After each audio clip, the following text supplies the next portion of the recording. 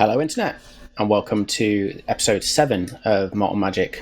As usual, or as we've been doing over the past couple of episodes, just wanted to give a quick shout out to some of the tools we've been using. So, BattleBards, Ben Sound, and Tabletop Audio for our sound effects and sort of the musical ambience, adding a new level of immersion to our game. We have something a little bit new and exciting to kick today off. Mr. Rix has been hard at work creating something a little bit special for us, which hopefully you'll all enjoy. If you do enjoy, leave us a comment, let us know.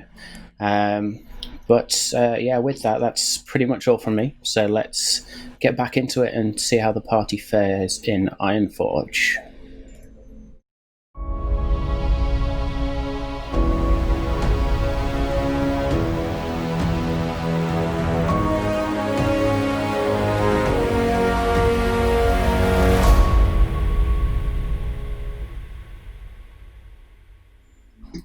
Hello! Raise the roof! That is still awesome. I am in love. Cool. It's almost So, like we're straight into it. professionals. Almost. Almost like we're professionals. Just still muddling our way through this world. Anyway, so last we left off, we have had quite a couple of weeks. Actually, we've packed it in. Sort of travelling through caves, finding sentient swords, descending mountains in bitter cold, and we have now found, or the party has found their way into Ironforge, or the area of Ironforge. And as you've approached everything, the trees, the grass, there's nothing living here. It is all dead.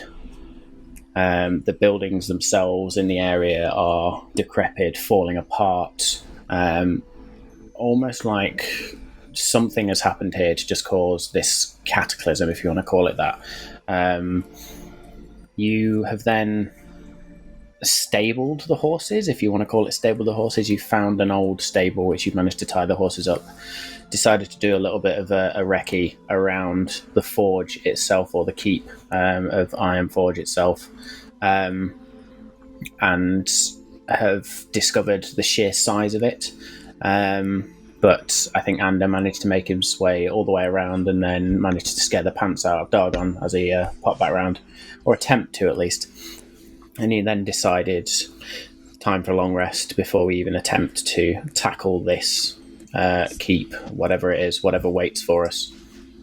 And that's where we left off. So we're going to go straight into our long rest. And who is taking first watch? I'll do that. Cool. So the rest of you sort of nervously set up your camp for the night. The horses themselves are unsettled. It is eerie in this place. There's no sound other than sort of the gentle breeze. No birds, no crickets, nothing. It is just deathly quiet. In fact, the only thing you can just about hear is sort of the very gentle, very quiet crackle of the flames coming out of the towers of Ironforge. Put your bed down. Kirik sort of lets you all know that he's going to take first watch. Is anybody doing anything before they lay their head down? I'm going to just lay down and almost spoon my blade, and as it comforts me as I fall to sleep. I hope you're wearing a cricket cup, mate. Does it have a sheath? Well, Actually, if not, I'm just going to have to lay next to it, otherwise, yeah, you're right. Yeah, so you never found a scabbard for it. At the minute, it won't fit into your rapier scabbards because it is a long sword and not a rapier. Yeah, got to watch the nads, so I'll have it laid next to me with my hands clasping it. Good call. Also, Ander just sort of curls up gently around the sword. Dargon? I think Dargon's trying to make sure that he's got everything sort of sorted and ready for battle. He's, just making sure he's got everything out thinks he's going to be a busy day tomorrow. While he's he says I'll take last watch, and he's just moving a few bits around in his bag, making sure that he's got everything out he needs and everything in. As it clinks in the bag, he notices there's a bottle in there that he's left for a while. So he picks it up and looks at it. It's a little bottle of whiskey. Realizes it was the one he got from the malt masters. He can't really remember what it was, but he thought, well, maybe now's a good time. So he has a swig. Is it a big or small bottle? I can't remember. It's sort of a half bottle of whiskey, if you like. So not quite the full 70 centilitres as we would in the UK, but sort of one of those, not quite the miniatures. Yeah. But a half bottle of whiskey. So he takes a drink, corks it, pops it back inside. Bit of a nightcap for him. Other than that, just wants to go to sleep. Cool. Rest up in the corner. So as you take a sip of your whiskey, you sort of get a very oaky taste. There's there's the notes of caramel, slight burnt toffee taste, but then you feel like your biceps almost bulge slightly, and something tells you your next fight's going to be interesting. You just get a feeling, a little bit of extra strength there somehow, a little bit of something. And you rest your head to sleep. Kirik, as you now sit and look, are you lighting any flame? Are you just going to sit in the darkness? What are you going to do? I'll just sit in darkness and hope my dark vision will help with identifying anything. Cool. So you do, and your dark vision allows you to see out, but around Ironforge itself, it's a dark, it's a cloudy night, it's a cold night. It's not quite a rain, but there's almost like a fine, wet mist hanging around. You can't quite get warm enough. You just feel it's not temperature cold. It's almost like uneasy cold.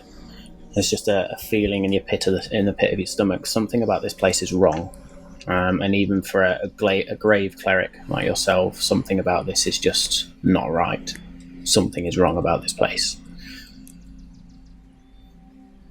It is deathly quiet. The only sound, apart from that gentle crackling of fire, is now the soft breathing of your comrades as they sleep. Bothrid himself has curled himself up amongst sort of his rags, having touched the floor and tried to call something forth, but nothing coming for him. Anything else you're doing on your watch?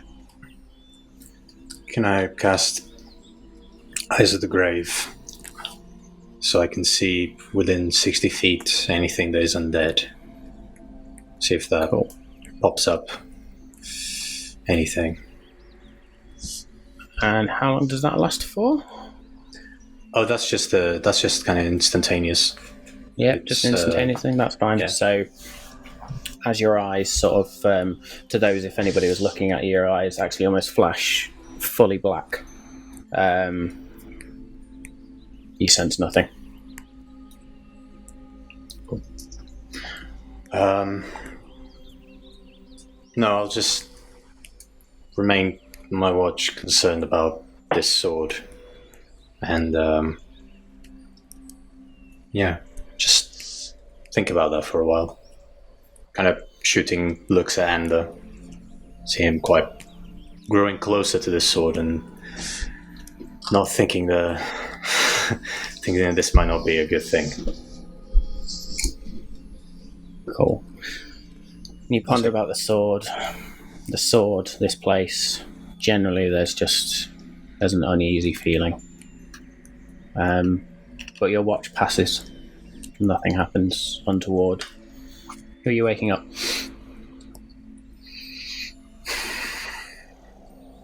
I'll wake Bothrid up. Cool. So you gently wake Bothrid up, and he starts a little bit, and he's sort of gruffly, okay. And he just sort of sits on his pack, hunched over, just peers. His eyes constantly flicking, looking at the shadows that are created, also feeling uneasy. He actually pulls out of his pocket a pressed flower and clutches it, sort of just in his hands, and just holds it, almost trying to get some comfort from it. And he sits like that for a few hours. And then he goes and gently nudges Ander awake. Ander. What? Your watch. Oh, very well. I sort of get myself up. Bothrid goes and settles himself down, and he curls up very tightly into a ball, pulls as much around him just to sort of get some comfort, and drifts into an uneasy sleep. You don't have dark vision, do you? No. So at the minute, all you see is darkness. You can see the rough outlines of your friends, but it is eerily dark.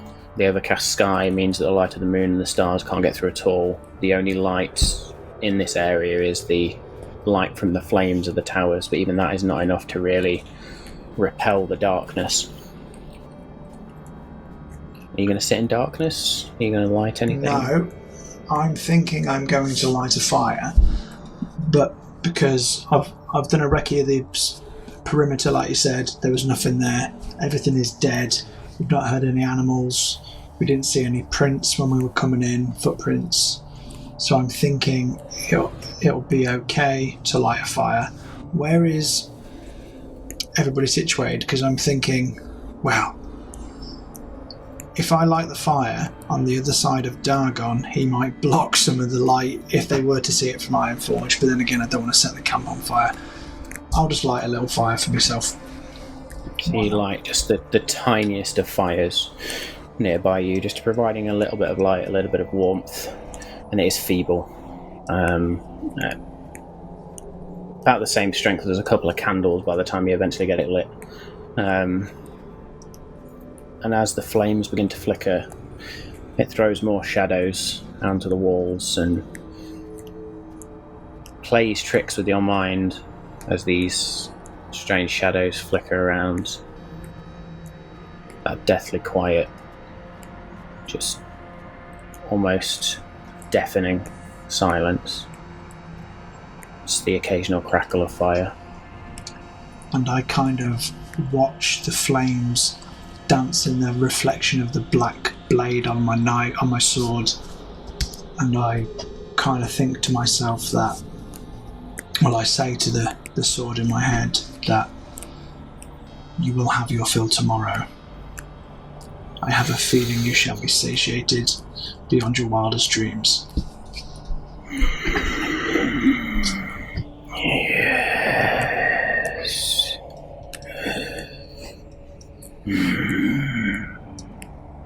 Good. That is all the blade says. For once it is not quite as chatty as it usually has been. You get a feeling of anticipation, trepidation from the blade itself. That feeling of hunger, you can almost feel it yourself. And your watch passes. And some light begins to return as the sun is clearly beginning to come up. But again, it is very, very overcast, and you can now see that a heavy mist, almost a light fog, if you like, has now descended around you and around the keep. as your watch finishes and you sort of go over to Dargon and wake him up however you choose to wake him up. So, without thinking, I just try and wake him up with the tip of my sword just to poke him. What happens? Does anything happen?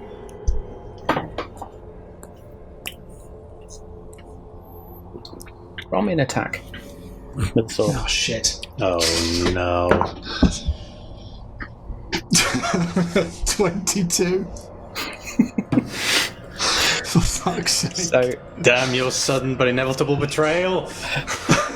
as you just you just go to gently poke Dargon with the sword itself almost feels like it jumps in your hand, and you strike forward with more strength and fervour than you first anticipated. Roll damage for me. Oh, fuck.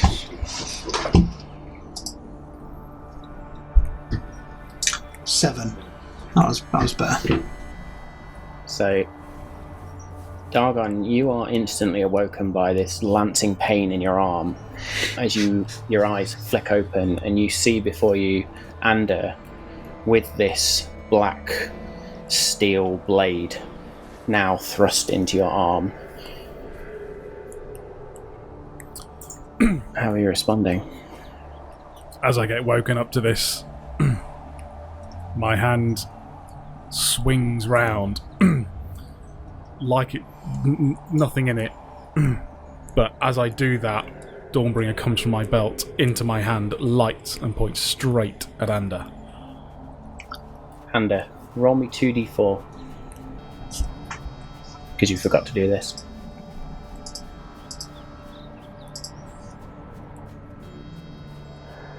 Six. So you take... Oh, yeah, 'cause he's a larger creature, isn't he? 7 points of slashing damage, and then take 8, you said. 6. Necrotic. 6 points of necrotic damage.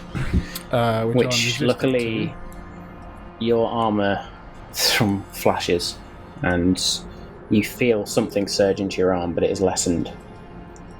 Yeah, I get. You say Does a total of 6. Goliath. So it's 3 points of necrotic damage because it's halved. As your blood then winds its way up the blade into that hilt. So I pull my arm away.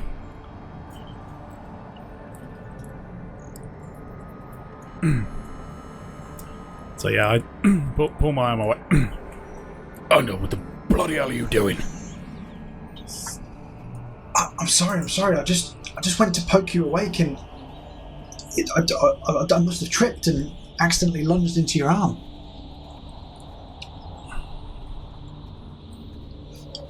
I don't know what to say. Believe him. Complete accident. Roll me an insight check.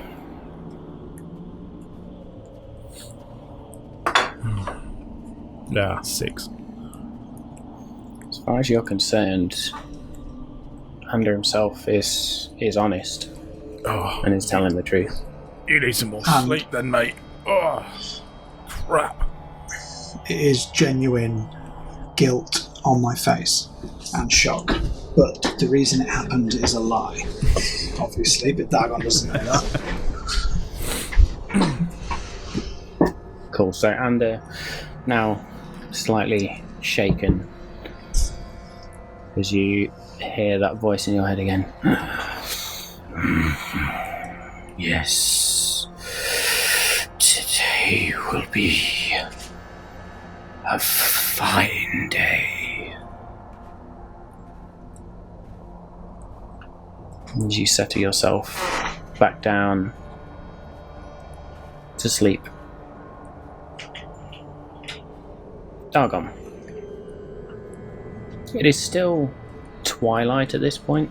It's still quite dark with the overcast clouds, this mist which is now formed. You can see the dying remnants of the small fire that Ander built, and sort of a slight twinge in your arm where you've now got a small cut from the blade. Yeah, so I get a bit of cloth from some of the food and stuff we've had over the last couple of days.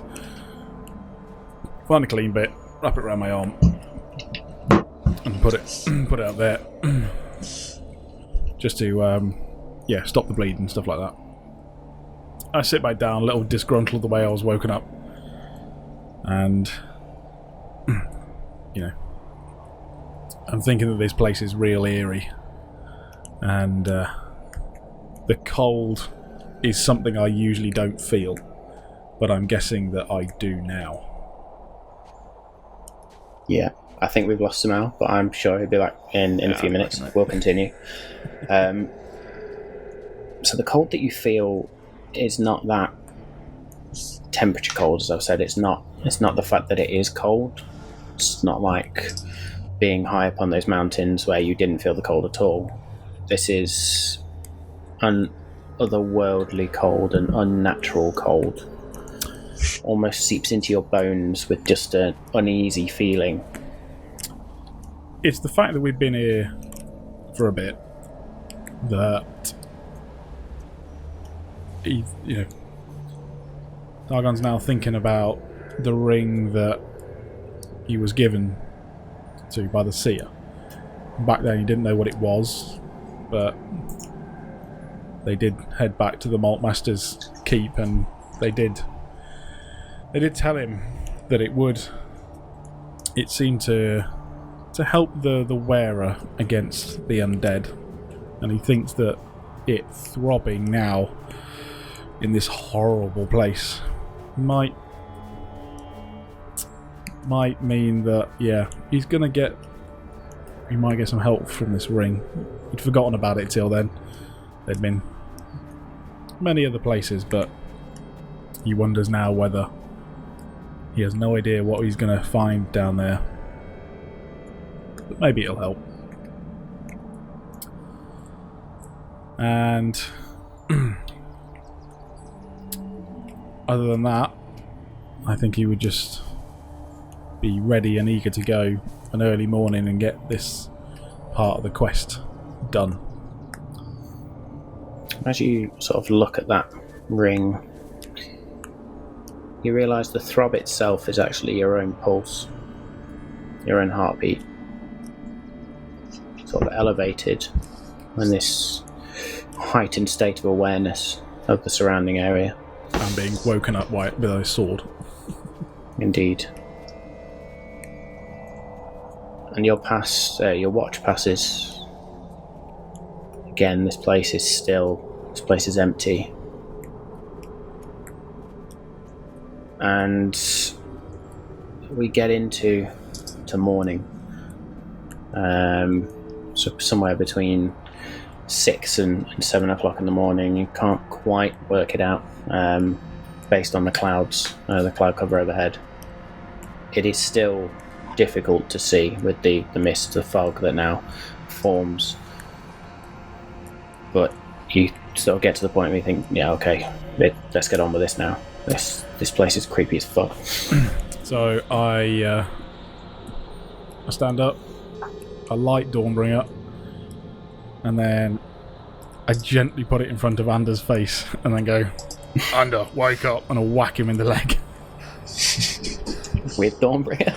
No, so whack him in the leg with my foot while I've got Dawnbringer like in front of his face. So I've instantly got a dead leg.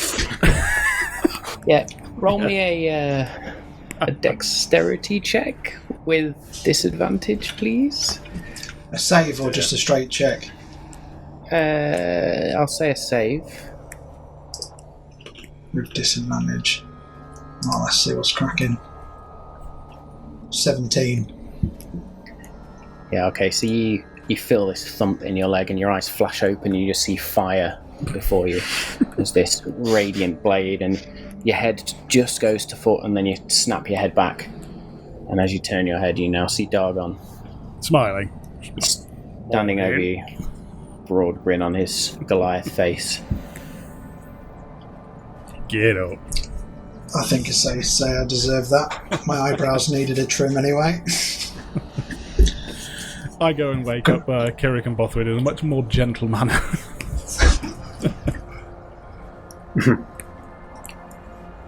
So you all get up, have a rather meagre meal, no one sort of really wanting to cook too much, start a fire too much.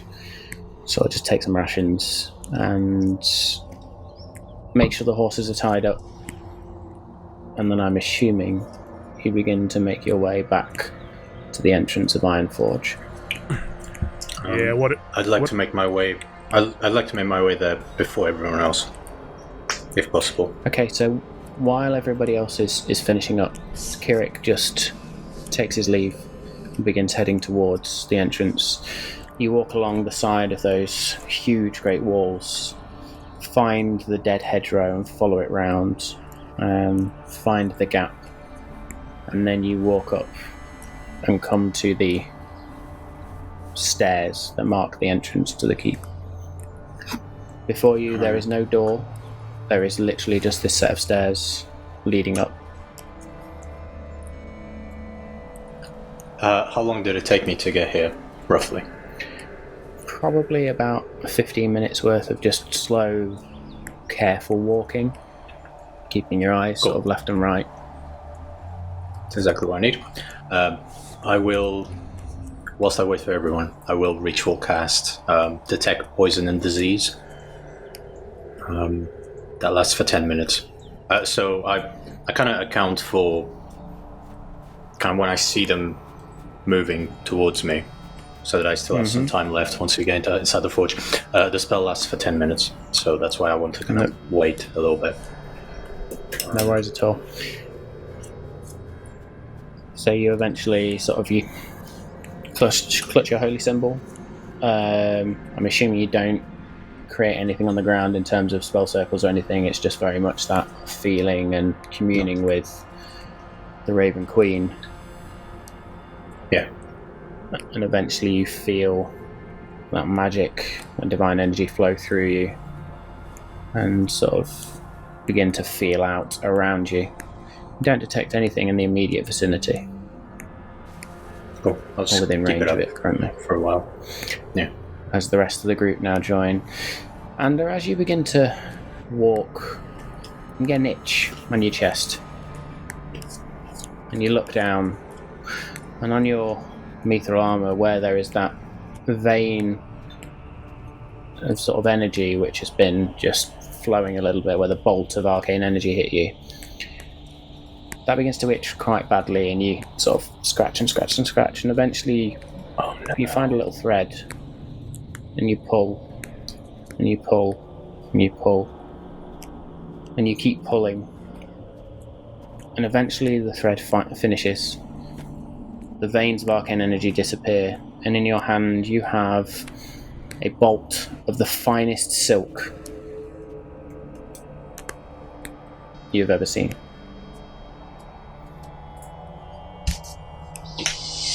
So I wasn't unravelling my armour, it's just... No, just fine silk has come out of seemingly nowhere. Do I see this?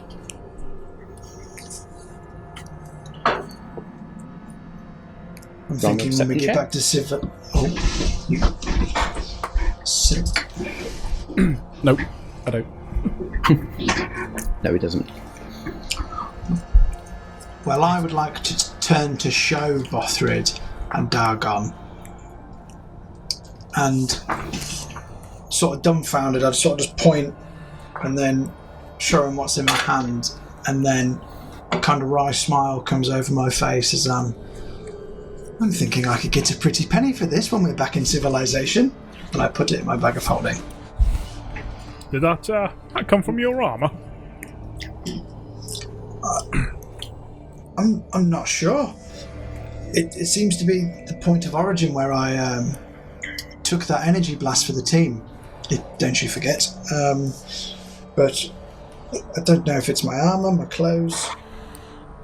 Either way, a valuable item is a valuable item. Yeah. This place Bothrid sort of cocks his head to the side and looks at you. You've become strange, Under. I've always been strange, Bothrid. And he turns and continues walking towards Kirit. And I sort of mutter under my breath, says the man who talks to bushes.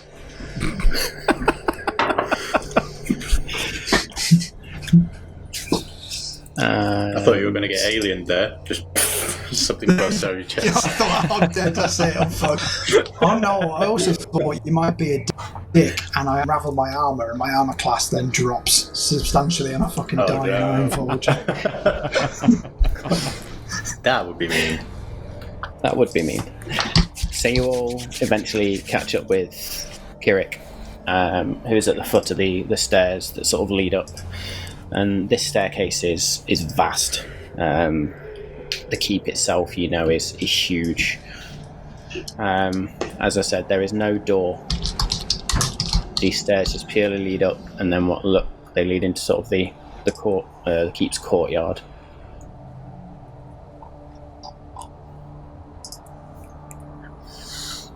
So, I guess we're going in.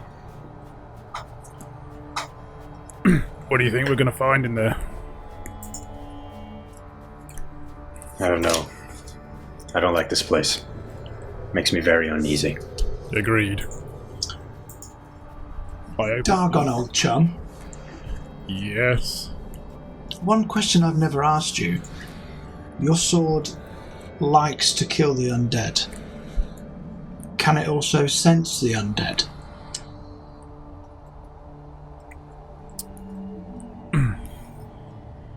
I say this in my head. Dawnbringer. Can you sense undead? No. But I certainly enjoy destroying them. Yeah, that you do. I'm afraid not, my dear friend. Just likes killing them. I was hoping we may have an advantage.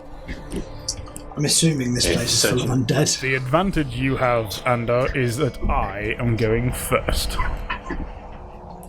Don't stab me in the You're back. searching the... Sorry. Go on. Searching the undead is something that you are looking for. I can do that. I have an affinity to death energy and things that have been dead and are no longer, or then I kind of throw this next bit. Things that yearn for death, I can also sense. This goes right over my head. So Yeah. that veiled dig, and I just have a feeling that what waits inside there is not living. So keep your magical wits about you. I will do. Kind of turn around and start making our way, I think. Okay, so Dargon makes his way 1 step, 2 step. Kirik then follows. I've got the shield out. Bothrid Dawnbringer lit. follows shortly after. As you all enter this courtyard, it is barren. There are some crumbling stones, what looks like old statues maybe, and a lot of what looks like almost explosion marks. And then littered in this courtyard are what looks like sets of armour just discarded. As you look up towards the far end of the courtyard, you see the entrance to what looks like the main keep itself. A huge, great, green, golden stone door. And in front of that stone door, just off to the right, is a statue.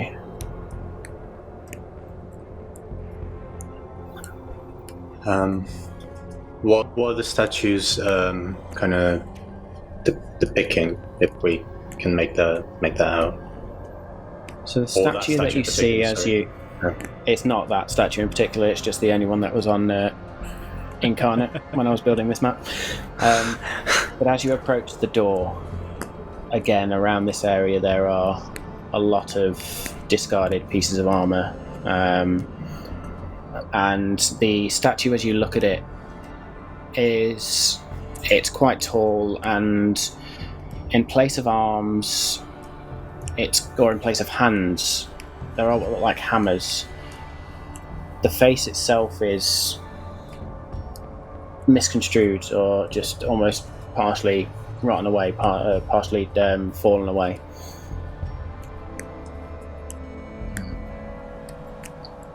And again, is it like? Carry on. Sorry, is it like human or elven, or can we kind of discern there? Can't quite tell from where you are. Okay. Okay. Looking at the scorch marks, is there anything there that would we would know whether it was, from magic or from other means? Maybe an Arcana check. 14. So as you look at these marks, you've seen spell damage before. Some of them certainly look like they are from some form of spell. There has clearly been a battle, if not battles, in this place. As you look around at the various types of armour, some's old, some is less old, some looks relatively new.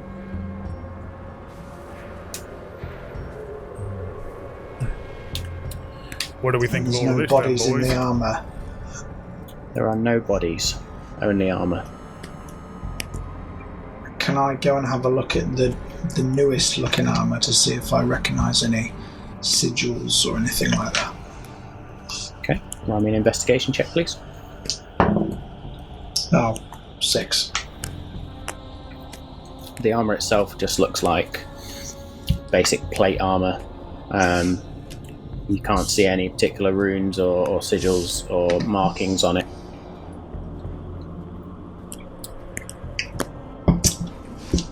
Kieran, Well, I know what it is. with any of your sensors, are you getting anything from this door?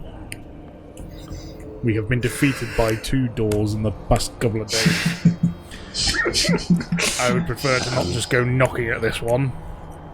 Does my poison and disease is that kicking in at all? Nothing on that particular sense. Okay, cool. I say no. There's no poison, no diseases, but might be some magic. I can't see that. Can't check that. Shall I see whether I can today. detect any?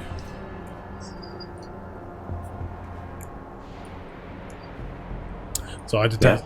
Yeah. I detect magic. Cast detect magic. Okay. As you your eyes go milky white and you look around the area, the door itself glows white, glows green, glows a sort of orange and blue. Then as you look at the statue, it has a bit of a golden sheen to it, and again that green upon it. Oh yeah. Yeah. That is magical. That and that bloody statue. What an inside Dargon. Well, what do you want from Mystery me? solved. I know. So, At the mention of this, I will cast a real quick 3rd level aid. So everyone's hit points, including Bothrid's, increased by 10. oh yes. Does that mean that Does that do anything with the hit points that I've lost this fucking morning? So this will be. I will double check. Yeah, each character's hit point maximum and current hit points increases by 10. Oh, cool. So both. Lovely. So you healed 10 and you get an extra 10 on hit point maximum. Magic. Nice. So I will point out the fact that it looks like... Alright. The door looks like it ain't going to let trespassers through. Probably going to harm them. And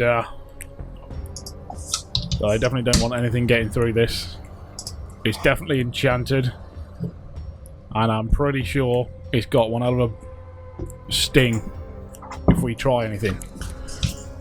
Also, that statue's glowing. So I think if we're not careful, that thing will attack us if we do something wrong here. Can I like look at the armor to see if the statue, sorry, to see if it's any sort of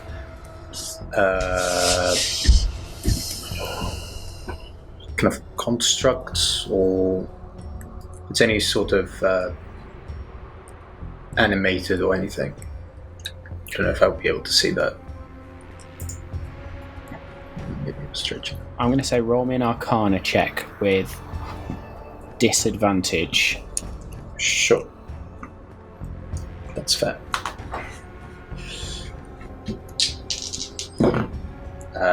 Yeah, that's 8.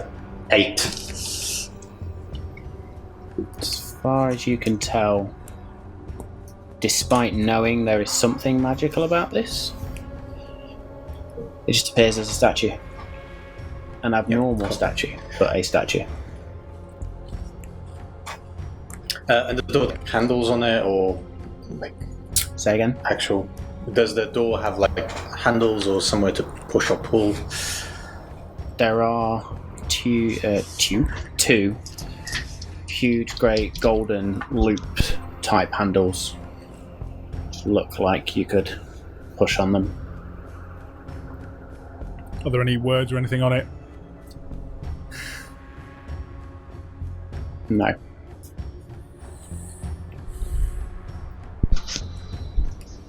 Okay.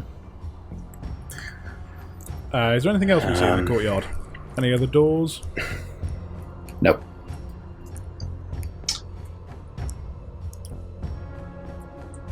I will say, looking at all three, I said, seems only fair. I was the last one last time. I'll be the first one this time. And I go and try to open the door. Okay. As you step forward and place your hands on the door and push, it doesn't open. You step back. A couple of seconds go by, and then there is a voice on the wind. Remind me of the languages that you all speak. Abyssal. I can remember that we said that we had that, and then common, giant, and uncommon. Abyssal, Common, Orc, Sylvan. I've got Abyssal, Common, Elvish, Sylvan. We all speak Abyssal. So there is a voice on the wind, and none of you can understand the language that it speaks.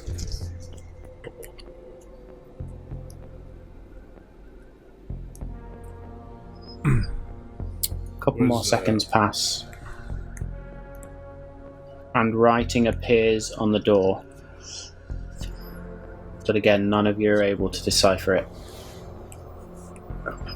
And it's not the same rooms we've seen before on the doors in the cave.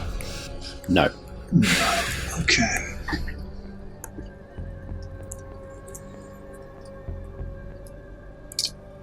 Can I investigate the statue to see if I see any clues, buttons, levers, or anything like that, which may trigger the door.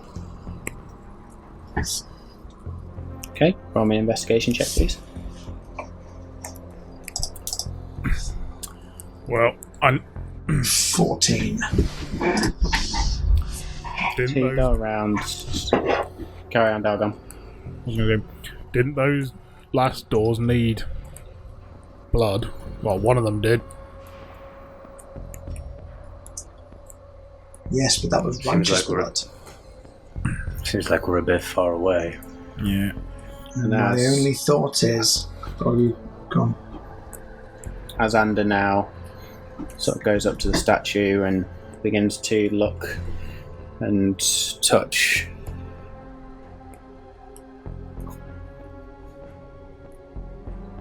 A giant meteor comes out of the sky. Oh no, he's rolling dice. As, Frantically just maths in his head. No. As you now That's what the place squat mark hands was. on the statue, one of the huge, great hammer-like hands connects onto your head, and you take. And I'm moving shit out of my way. 1, 2, 3. You take 12 points. 18 points of bludgeoning damage. Uncanny dodge, motherfucker. And I need you Nice. to make me a Constitution saving throw, please. So we're going to say 9 damage, yeah? Yeah, I can uncanny damage. dodge it. Cool. And then a con save and throw. Yep. Cool. I'm happy with that. 15. You are now stunned until the end of your next Oh, for fuck's sake. No, that's what? roll initiative. Oh. Cock and balls. Okay. So bad. I rolled a 13. So, Dargon, 17. 17. Ander was 13. Bothrid was 9.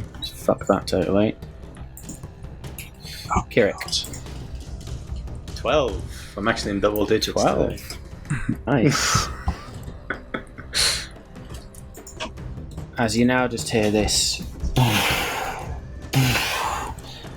as the statue now steps off its plinth, and then I'm just gonna go statue there, and then the armor around you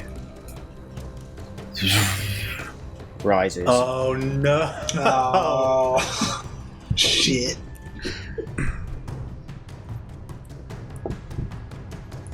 How many armors? Just 4. 4 pieces of armor now rise. And actually, for that one, because it is. What size is it? Oh no, that's fine. That is just there. Every time. I'll break that. Is that every Cool. time? So- Danny just has to go and touch it. No. Every time that monster appears, like always fall for it. Every single time. And first up is Dargon. So I have 3 around me, ish. You have 3-ish around. Well, technically 4 around you if you're going by those distances. Well, yeah. Effectively, the party is surrounded by these floating pieces of armor now, and this now statue, which has just stepped forward off its plinth.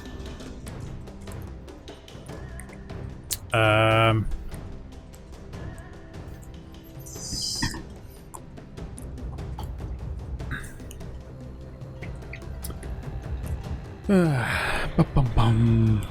I wasn't expecting that.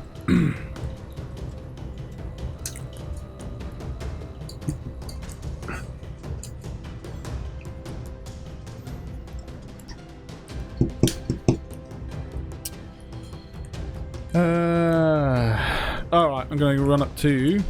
Is that A? northwest of me. Yeah, that's A. Sorry. AA. So you're going to go there. Yeah.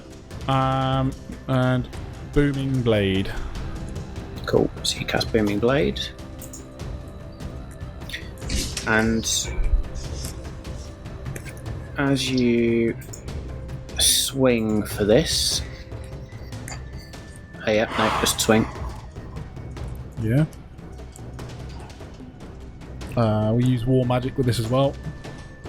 Okay. So I don't think you have to declare that. I think that's just a feat you get, isn't it? Oh, cool. All right. Well, unnatural 20 to hit. Okay. Roll damage. I'm just trying to remember. That's additional 1d8 to it. So that is a 2d8.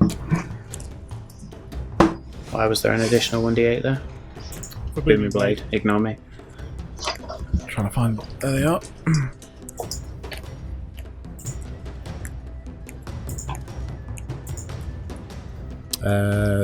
13 points of damage, and that's what is that?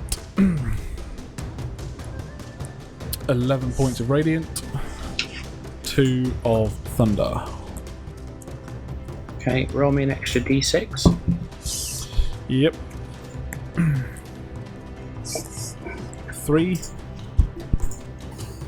Cool. So you deal, as that additional strength that you felt from drinking the whiskey now sort of floods out of your biceps, and you slam into this armor with Dawnbringer. You deal an additional 3 damage. Nice. Can I?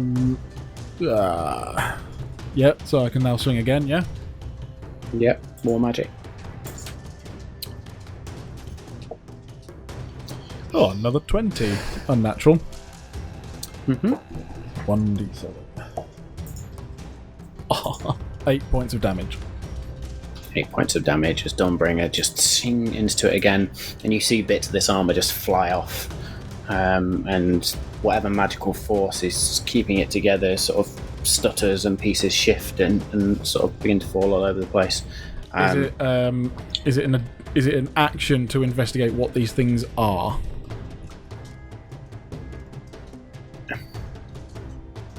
I always say checks are free, to be honest, so if you want to make a quick investigation check, I'll let you. Yeah. Or, so you can either make an Arcana check, or, yeah, we'll say an Arcana check, please. Yeah. 19. So with a 19, explain to me how you may have come across this information before.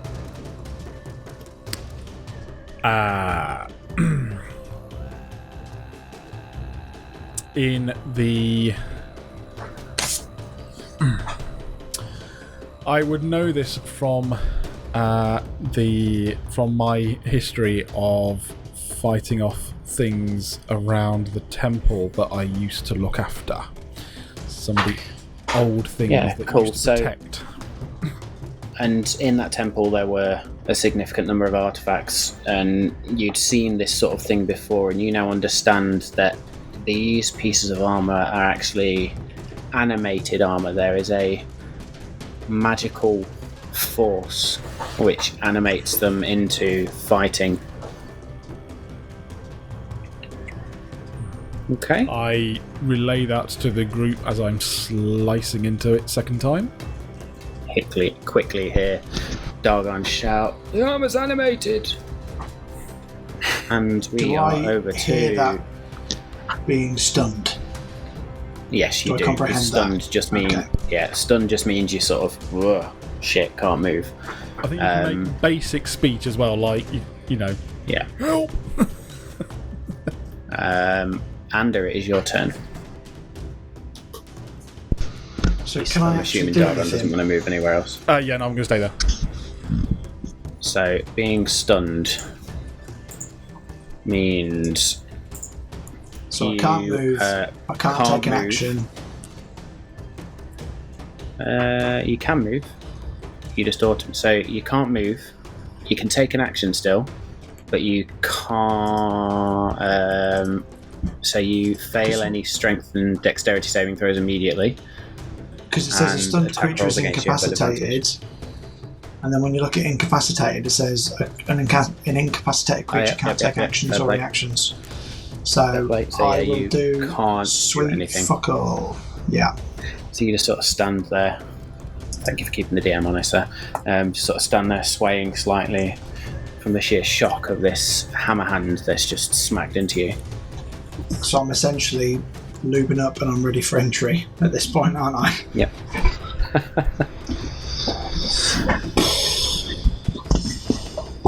Cool. And then...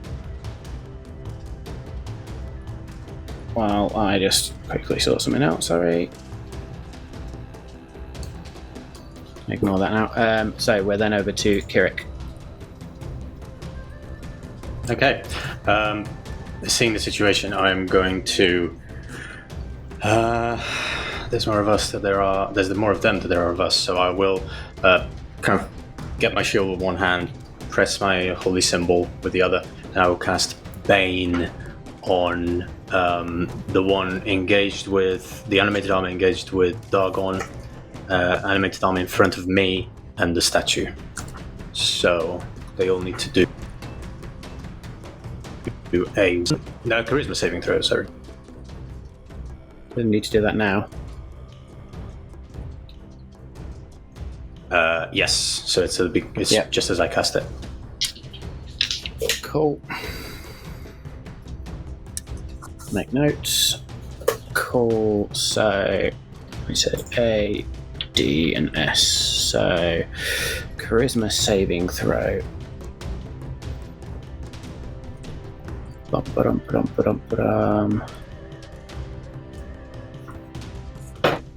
That's a 5, so it's a fail. Fails. The DC is 15. Sorry, should have said. Okay. D got -2. Fail, and then the statue.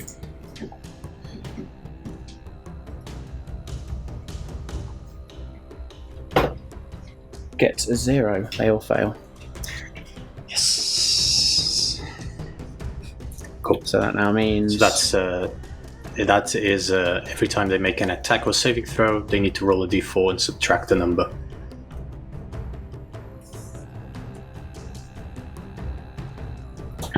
cool. Anything else? That means I will. No, I think I'm going to stay where I am. Yeah, I'll stay where I am. Cool. Bothrid is then up. Bothrid is going to move around to here. Or is he? Just looking at that. I'm going to say Bothrid is going to come over to just about here. And he's going to pull out his javelin of lightning and speaks that strange language that nobody else understands, and you see sort of a shimmer run along the shaft of the javelin as he then just chucks it sort of almost through C towards D. So he's going to roll to hit on that.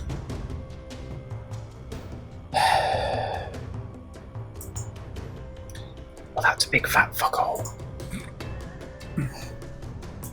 So let me just read the... Kiri, did then was the Bane an automatic, or did they have to save? Sorry, I was trying to sort the attack out. Oh, they just save. They try to save, but now it just stays Oh, cool. Cool. until I draw. It's So a concentration as- spell, so I Yeah, and that was A, D, and C, was it? it was AD and AD D and statue. Oh, nice, cool. So as Bothrid throws the javelin, it just out into this bolt of lightning. So needs to make a dexterity saving throw.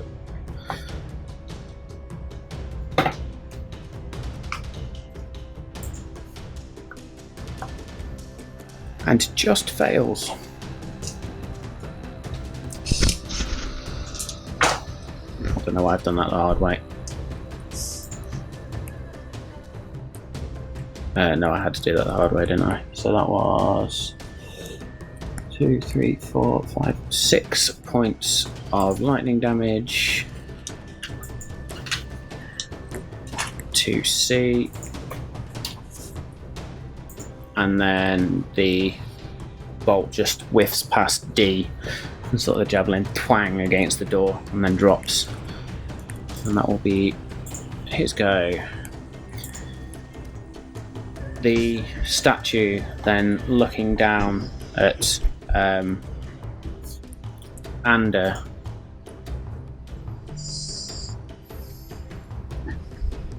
Interesting. Oh. Yeah, wouldn't have mattered anyway. So now I've just realised the statue itself has magic resistance, but still fails.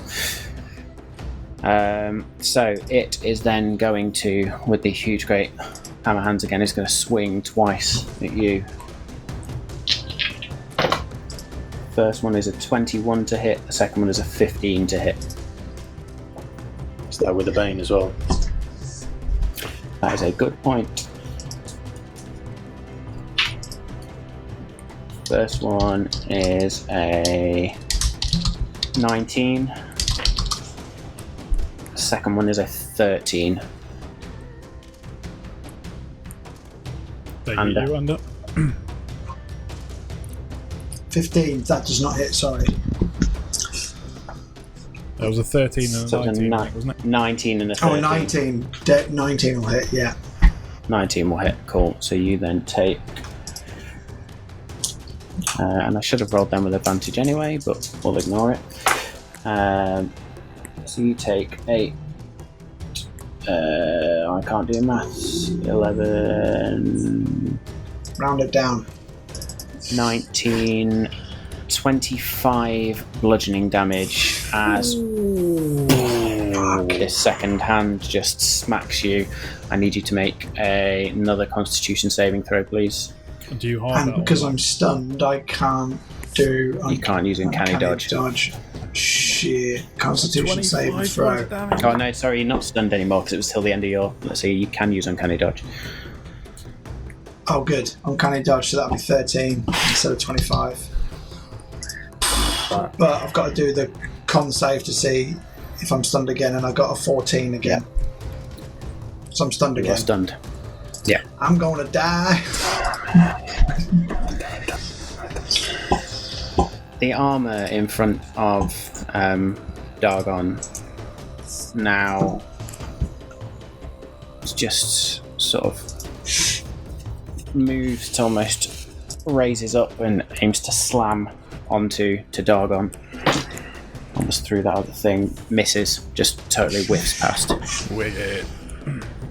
And then turns and tries to do it again. For a 18 to hit.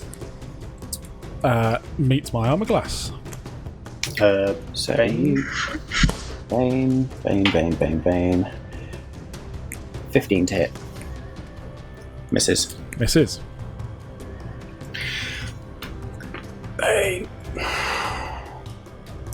It's doing you some good here. Oh yeah. So B is then going to 5, 10, 15, 20. Oh no. He's just going to come behind what's coming? Kirik there. He's then going to try and slam against you twice. So the first one is a natural 20. Wow. I will deny the effect of the natural 20. Thank you very much. Whatever that is, don't Get in there, Kirik. ever get rid of that. Bastard. So that's 6 bludgeoning damage. The second one comes in and is a 4. So that's an 8 to hit. So, an 8 misses. So 4 damage on the first one.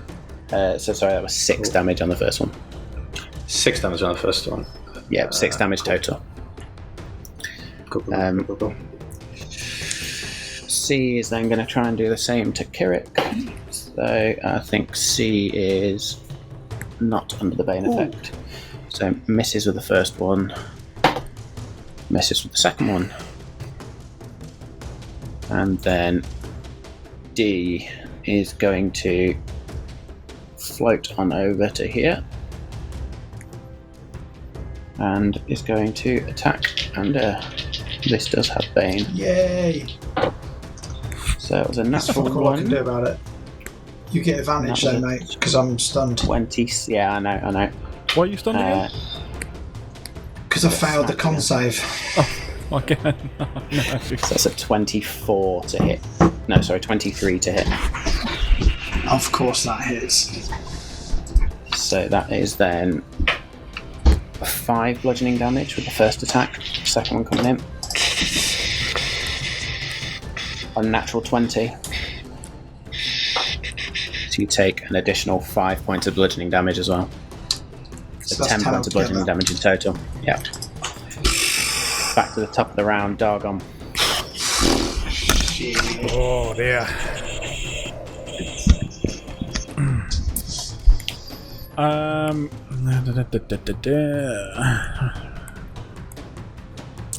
Oh crap. Oh, Matt, I need to roll a Constitution saving throw for Bane. Concentration, yeah. I think that saves. I rolled 19. So, yeah. Yeah. That's cool. So Bane is still going. Yep. How does Booming Blade work on my next round? Does it just take the damage again? Or does it only when it moves now? It's only when it moves. I believe. Only when it moves. Cool, alright. Is it counted moving if you kick it? I'm not going to do it. I'm not going to do it. If you try and force it backwards, then technically... Yeah, no, but I mean, it's a lot easier to just... Well, hopefully, just hit. Yeah, I am going to go for just a straight double attack. Okay. In fact, I'll just roll twice if that's right. Yeah, 27 for 24. Say again, sorry? 27 and 24. So basically Yeah, just they'll both hit. attacks. Yeah, lovely.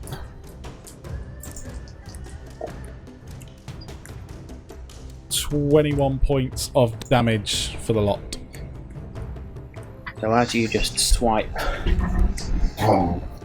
that second hit just twang, the armour just almost like explodes. Just pieces of metal and bits of leather go flying all over the place. As that one is gone. Alright, 10, 15. I think off that. Okay, can I get to the square underneath Ander? 5, 10, 15, 20, 25, 30. Lovely. Cool. That's your go. Just 1 second. Bonus action. Yeah, I'm going to bonus action this. Can I do it once per short rest? He says with either. Yep, second wind. What was that? Oh, Christ. Second wind grants you health back, doesn't it? No, that's stays. You can regain damage. Oh, my bad. Sorry. Where is it then? Hang on, I've got something. I know Action. something. I think Action you mean surge. action surge. Thank you. Well, yeah, anyway. So let's cast action do... surge. That gives me another action, is it? Yeah, it's a full another action, so you can do 2 new attacks if you wanted to. Mm-hmm. Ooh. Fighters, man. Fighters are cool. Indeed, man. Yeah. Or do I do Thunder Wave? Oh no. And the stuns will fail the save automatically. Okay, yeah, I won't do that. I know I stabbed you, but come on. Okay. Well.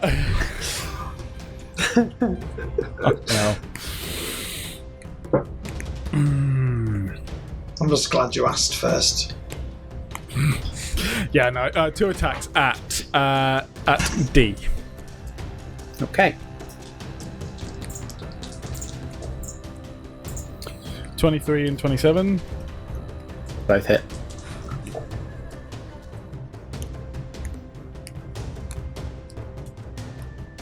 I hate math. 22 damage. In total. Yeah. Well, as you just swipe twice at D, and again bits of metal and armour fly off, but there is still enough of this armour left to at least mount an attack. And sort of stands there swaying slightly for a second, and then shakes his head and eventually comes out of it. Kirik. Back in the room.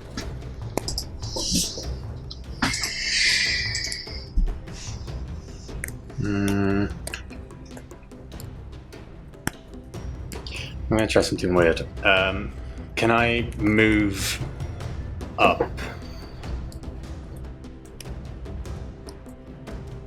I'm going to gamble. Where to? North, 10 feet. You want to move there? You will invoke an attack of opportunity. So that will be 22 to hit. Fuck, there, that hits.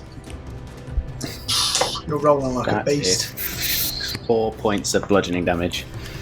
Oh, that's not too bad. You're good on your hits. Too bad. Cool. And then I'm going to Sacred Flame D. Nice. So that is a Dexterity saving throw, which is baned, so we get the D4 as well. It will indeed. So D. Dexterity saving throw.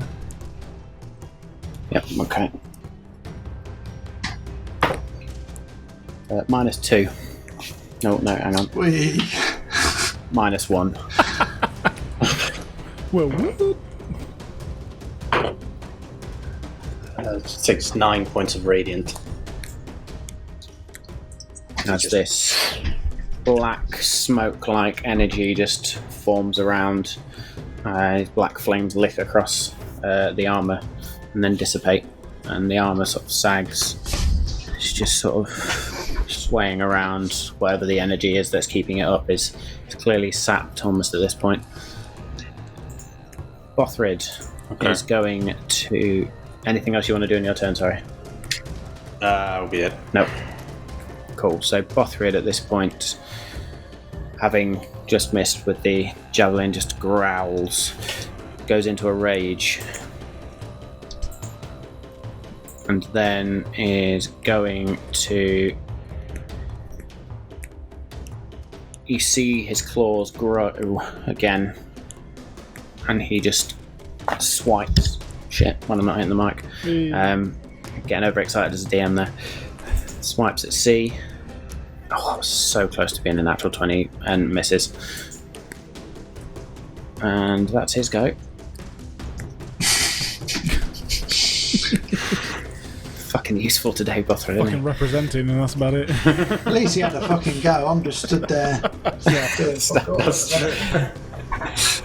So again, this statue looks down at you, Ander, and just strikes twice before at you. You're no longer stunned. Oh yeah, so that's disadvantage now, isn't it? Yeah, that's what I got next year. So the lowest one is a 9, -4 is a 5 to hit, so that'll miss. Second one also misses. Nice. So just Dargon steps in, and you see Dargon's shield just almost loop over the top of you and just blocks these two hammer blows as they come in. B at this point, Big move. not liking that Kirik has just fucked off from him, is going to float back up. And just going to attack twice. 2 slams. That was a jack die, so I'll roll again. So that is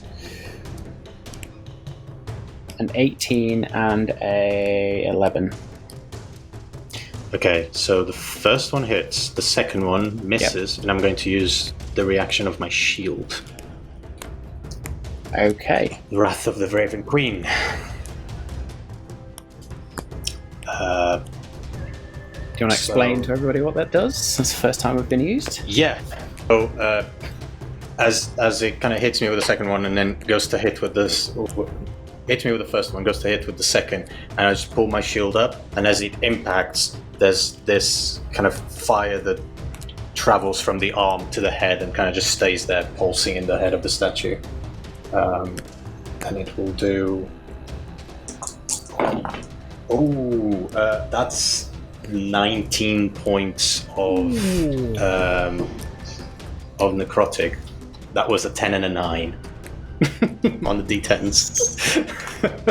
So you still take the hit, correct? I still take the first. So you take yeah, definitely 4 points of bludgeoning damage, and then you sort of swing your shield around, and you see the rest of you sort of just see the glow of the ruby eyes, and then this black flame must reach along the armor.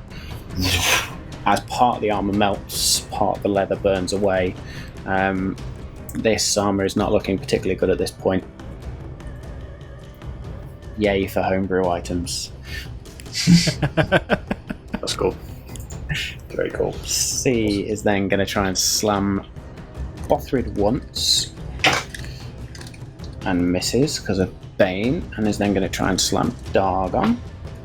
Natural 20. How does Bane work on a natural 20? Good question. I think it's still.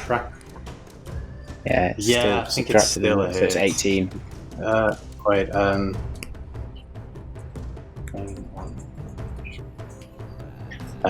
yeah, I don't know.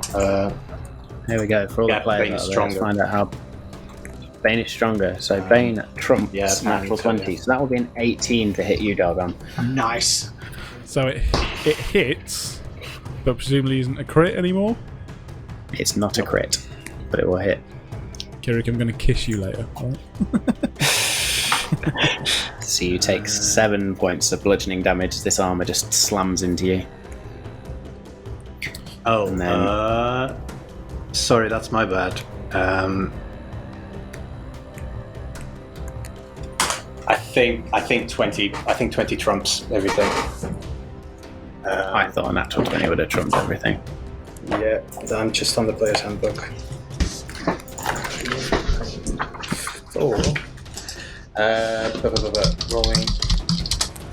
Yeah. If the D20 Natural rolls 20. It's 20, the attack hits regardless of any modifiers or the Yeah. target's AC. Cool. Yep. I've just read it, yeah. So Bane and Bless cannot affect natural 20s. And I can't. I already used my reactions, so I can't stop that. Sorry, Dargon, that is an extra 3 points of bludgeoning damage. Sorry, say how much that total is then? So that was 10 points of bludgeoning damage in total. Okay. Cool. D is then going to try and slam Ander twice. And in fact, I needn't have done Bane on C anyway, because it's D that's under Bane, not C. So I rolled the exact same thing on both attacks, which is a 14. So 12, 16 for the first, and 15 for the second. Nope. Both miss. Yep. Both miss, so it just sort of slovenly just tries to slam you twice. Dargon, over to you, mate. So I've got C and D beside me. Yeah. That will be Booming Blade at D. Cool. 16 to hit. Okay. I'm not going to ask you to roll damage, Lovely. because you have to roll 2 die, don't you? Yeah. Yeah, so regardless of what you roll, this Dargon just swings at this armor.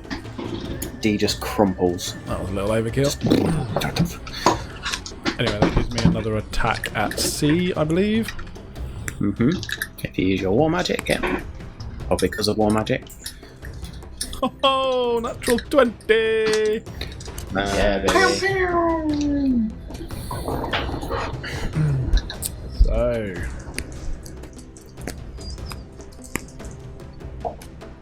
Oh, wow. or really high as well.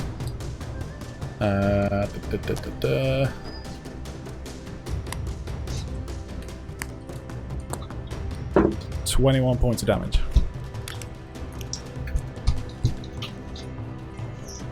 You see Dawnbringer flare as you just and take off a huge chunk of this armor, and it floats, sways. The helmet almost shakes, but it is still there. Just. I've used. Yeah, I think that's unfortunately everything I can do. Cool. Yeah. And finally. Can I have a go? Hey. Can I play? Can I play? I Is will. it me? I'm going to attack the statue because he's stitched me right up. So I'm going to two-handed attack with my longsword. Hang on, roll to hit first. I need it. 9 to hit. Will not hit as the blade just ting into the stone and bounces off. I will then. Can I use the lucky point to roll that again? Yep. I will allow that this time. Yeah, sorry. Right. 19 to hit. That'll do the job. Whee. Two-handed swing with 10 slashing damage. Now, I'm assuming this is a construct. This statue, is it? The reason I ask is if it's a construct, a plant, or an undead, I don't get to add the necrotic damage. So as the blade bites in and sort of chips away some of the stone of this statue, you hear the blade going, "No blood. You disappoint, Meander." And the necrotic damage does not take effect. And then I will disengage and I will move as far as I can to the right.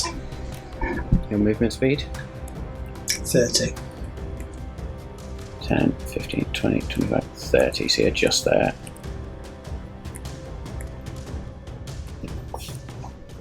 Cool. Kirik. Seeing that this armor didn't like what I did last time, I'm going to then grab onto my holy symbol and then kind of take my hand and wave it in the air, and I'm going to cast Toll the Dead on it. Nice. And you just hear this ding sound of bells. Yep. Needs to do a wisdom saving throw, please. Are we on B?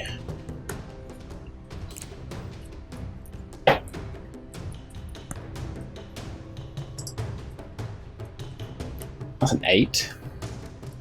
That's gonna fail. Is it already damaged?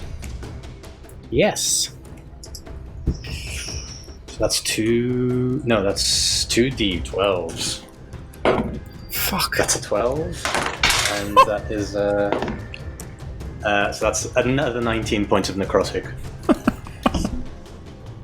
So as this Dolores bell, dong, you just see the armor shake and crumple to the floor.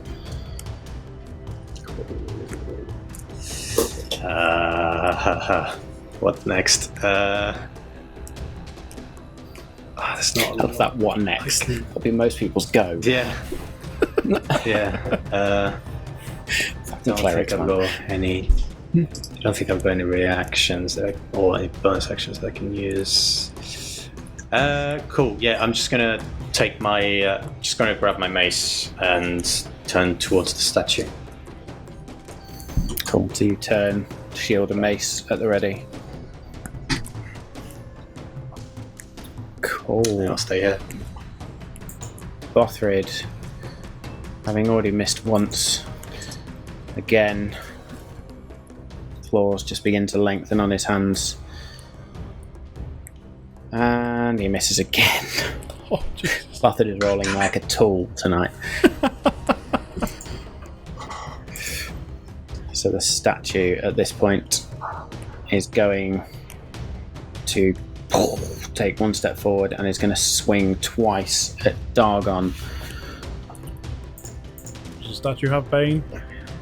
Yes. So the first one misses because it's a 1. Well, it's a 1 because I rolled a 4 on the d4. Second attack is 20 unnatural. Yep. Nope. Them ones.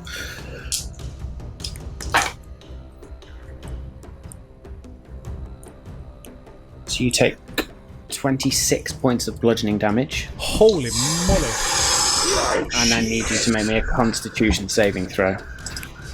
Uh-oh.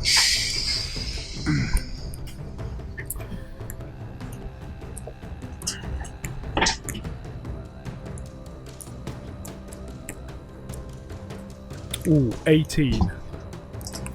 Nice. You manage to, even though this hammer comes in and smacks you, you sort of manage to shake off the stunning effects, let out a little growl. She then turned to face Thank God for a +6. this creature. See, at this point, is going to turn to Bothrid and is going to try and slam him twice. So it's only now the statue with Bane effects. Fuck's sake, that's a miss. 12, 16 to hit, will hit Bothrid. So he takes 8 points of bludgeoning damage.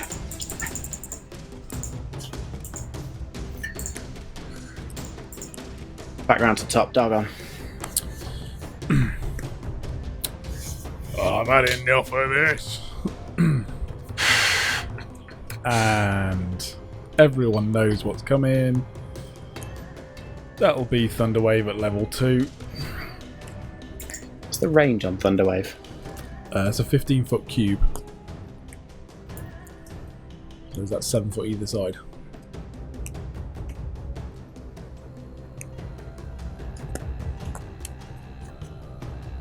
I'm going to say that just catches Bothrid. That's fine. 5, 7. Yeah, so that'll just catch Bothrid. It'll be alright. It'll be fine. Okay, so Thunderwave is a what saving throw? It's a Constitution. Con 12. Constitution saving throw. So the statue first. Well, it's got advantage, but the first one was a natural 20. So Bollocks. it saves. C, then Constitution saving throw 15. Saves. Saves. Bothrid. Oh, roll shit for Bofford, why don't you? Oh no. How convenient. You got an 8. I can take a picture of it if you want. Oh, man. Sick. So, Okay. 16 points of damage to Bothrid. Thunder crackles out. Bothrid just sort of. Does he also get thrown backwards? Yes, 10 feet. So Bothrid is actually going to disappear off the map slightly back here.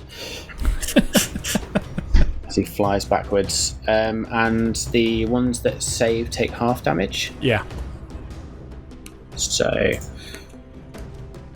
the armour itself sort of manages to withstand the brunt, but then just crumples.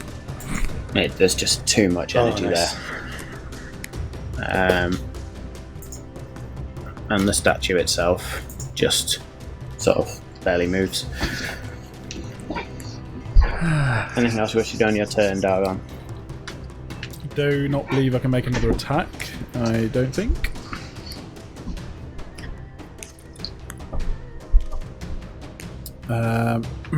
But I will. Oh no. How does second wind work? Can I use it now? Yeah, that basically just gives you health points back. Yeah, it just says you can use it as a bonus action, so I can use that. Yeah, so you get a bonus action per turn. Cool. I'm gonna do that. So you roll 1d12, I think it is. 1d10. 1d10, yeah.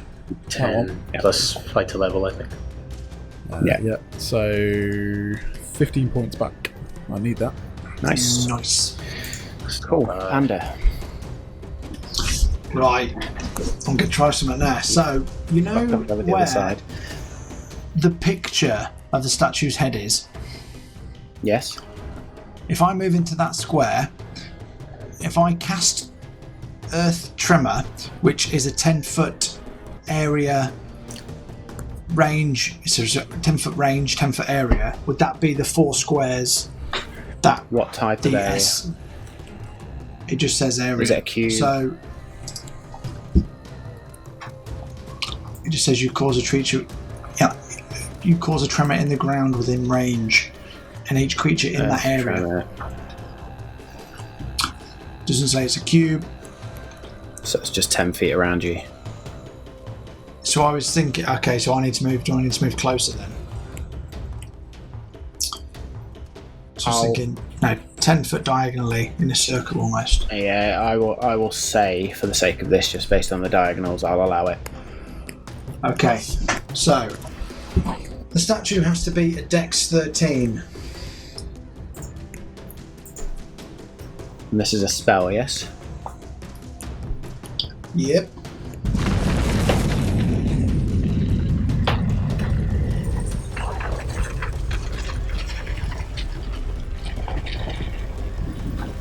So it's the natural one and a 7 because it gets advantage. So it's a 6 in total. Nice. So you will take 2d6 bludgeoning damage, which came out as 10, and Okay, you are and also bludgeoning knocked damage. prone.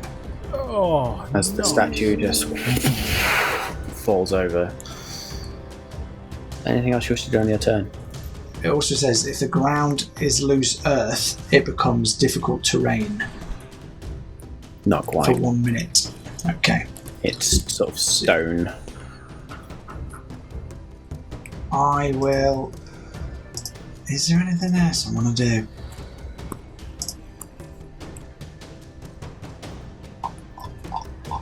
No, that's not a bonus one.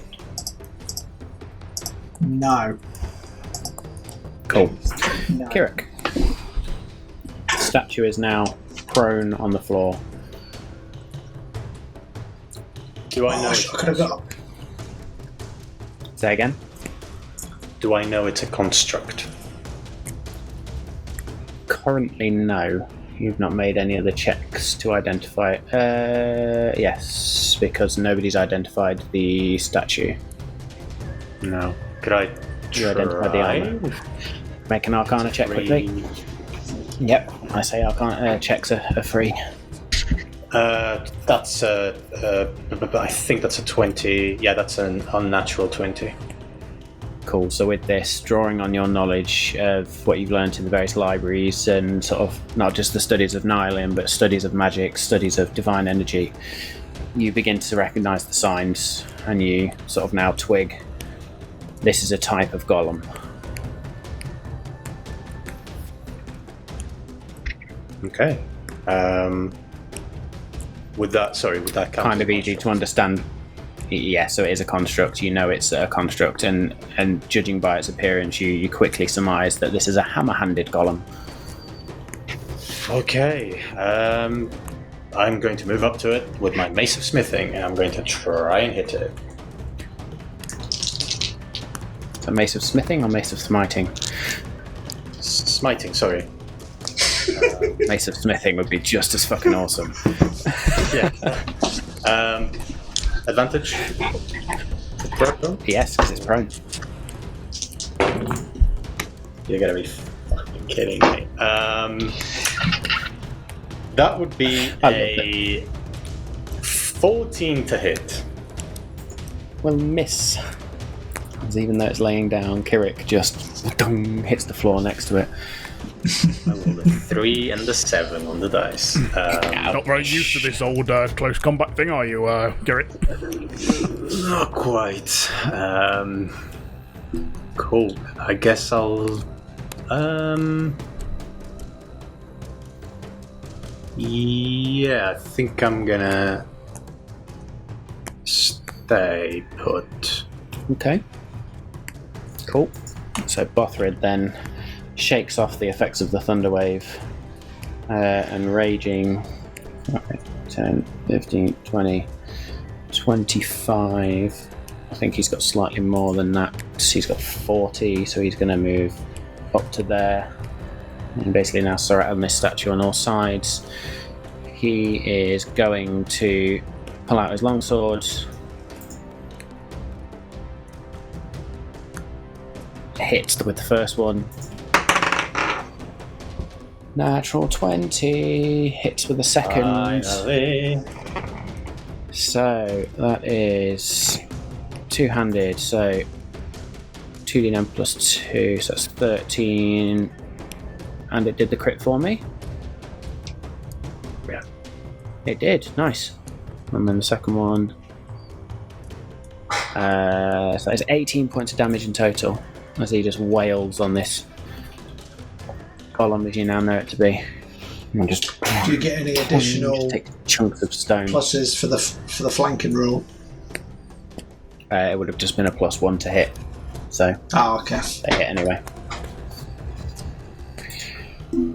The golem then hammers fists down, stands up, looks around it, and basically just swings outward, one towards Kirik, one towards Bothrid.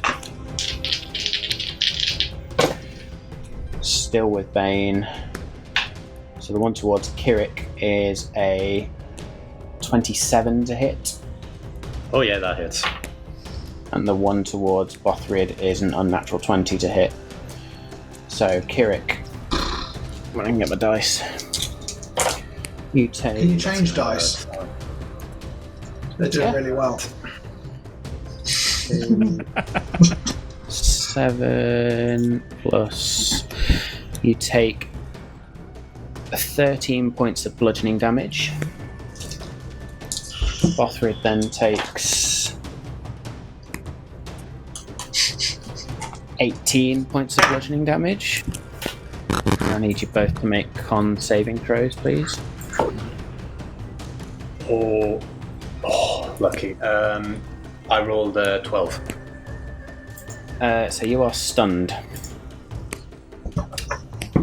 And I need to. You've got a look on Matt's face. As is Bothrid rolled a 2. Yeah. And I need to roll a concentration as well. Yes. Ooh.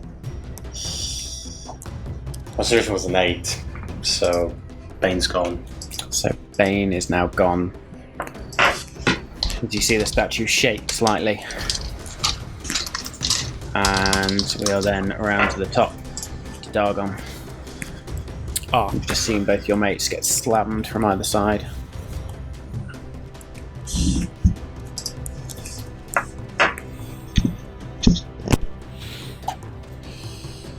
Trouble is, I just don't trust your dice at the moment. Told you I warmed them up and rolled no natural 20s. So far I've had 3, one of which has Okay, been so denied. if I cast something now, can I use War Magic anyway? That means that I can cast a spell and attack. So War Magic, I think, means that if you cast a cantrip, Yeah. when you cast a cantrip, you can make one weapon attack, so it has to be a cantrip. Yeah. So you can cast Sword Burst. Yeah. That's got to hit everyone else, though, next to me, isn't it? Yep. Right, Booming Blade. I'll be alright though. No, it's got to be Booming Blade. It's got to go for it. It's alright. Cool. I wanted to do something cool, but it was very unlikely to succeed. What am I doing now? Sorry, I'm rolling the wrong thing. Roll that. Oh, fucking natural 1. Jesus. So you see Dargon swing and sort of spin as he just totally misses, dazed slightly. That means I can't even use my second attack. Nope. Well, sorry, you still cast a cantrip. I don't think it matters whether you've hit or not. As part of an action. So, when you use an action to cast a cantrip, you can make one weapon attack as a bonus action. So you've cast a cantrip, so you can still attack with it. You can have a second attack. Alright. 18.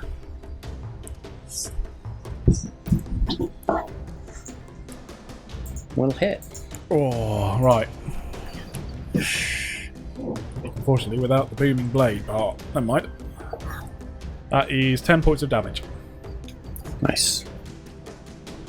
Dawnbringer just cuts in, and you sort of see the stone heated as it just slices through. Ander, onto you, mate. I am going to just sneak attack the statue from behind. Okay. So, 16 to hit. Will not hit. Fuck. Bugger. That's that out of the window, isn't it? So, I will then, as a bonus action... Did you use your +1 for flanking there? No, so that'd be a 17. Will hit. Does that hit? Oh, Yes. look at that. You've made up for all of them natural 20s now. The DM is kind. Oh, happy with that.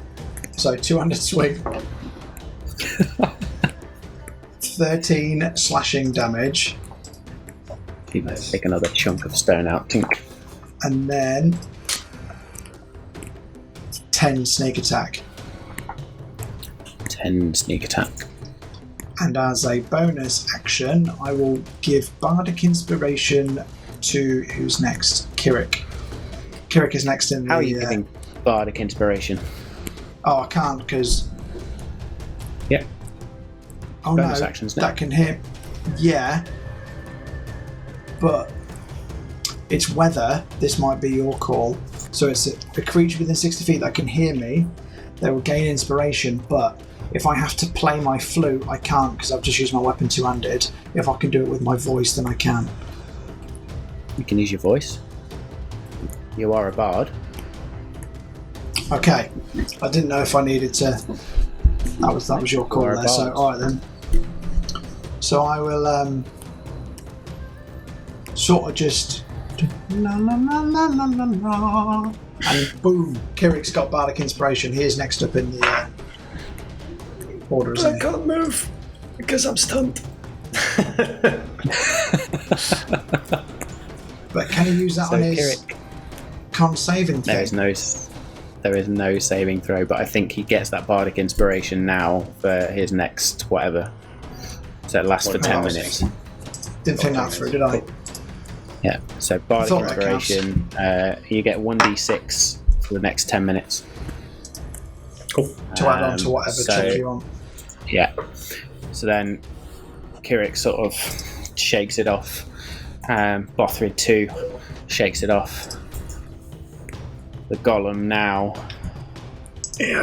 having been surprised by Ander, turns and just 2 strikes on Ander's head.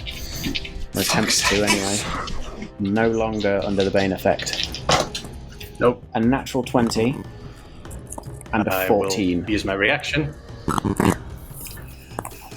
He fucking hates you.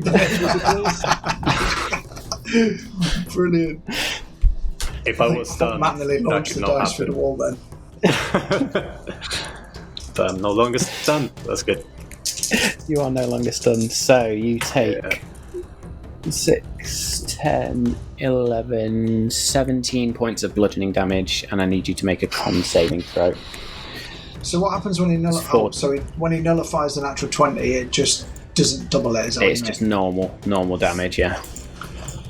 14, did you say? That would have been 14. 17. Well, 14 or 17. Either way, 6, 10, 11, can I half 14. No, sorry, 17. Yeah, you can. uncanny dodge. 7. Good. That's Indeed. kept me alive.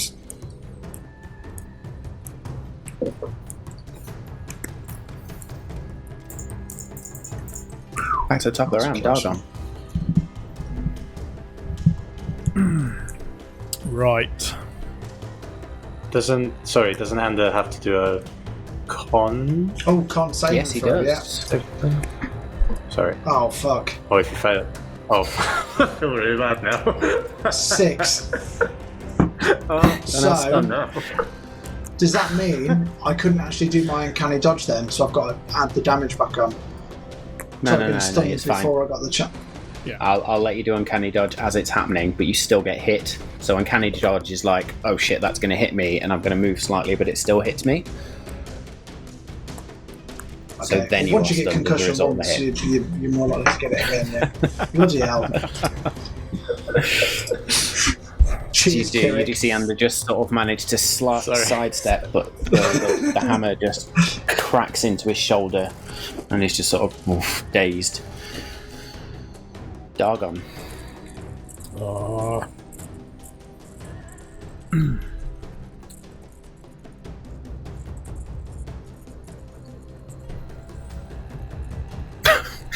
Moves cat. Yeah, sorry, just automatic move cap.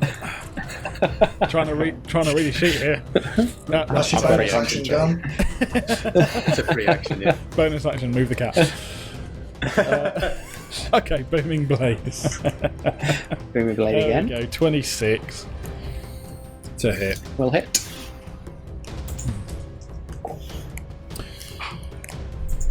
So that is 8 points of radiant damage, 7 points of thunder damage, and So that was 8 points of radiant damage. yes, 7 points of thunder.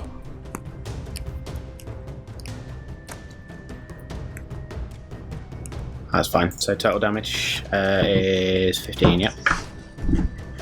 Yeah. Roll again. Or as you now take a chunk out, and the rock, as the amount of times you've cut into it now, the rock is beginning to melt slightly under the heat of that radiant blade. Roll again. If only now. 25. Jesus. 25 will hit. 13 points of damage. 13 points of damage. Again, you just start chopping into this again. Anything else you wish to do on your turn?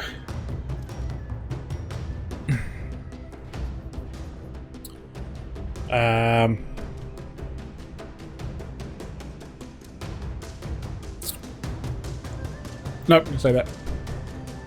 Cool. Ander, you're stunned. Just sort of shake it off.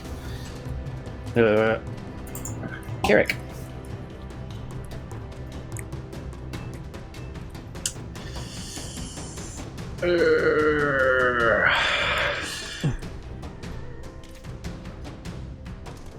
Since I've got the knowledge of it being a golem, would I know that it's got some sort of resistance to magic as well?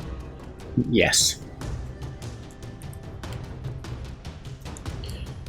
Okay. I'm going to. Fuck.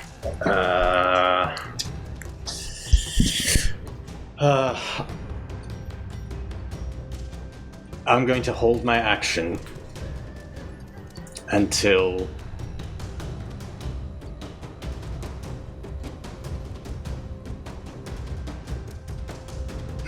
gamble. I'm going to hold my action until Ander hits it.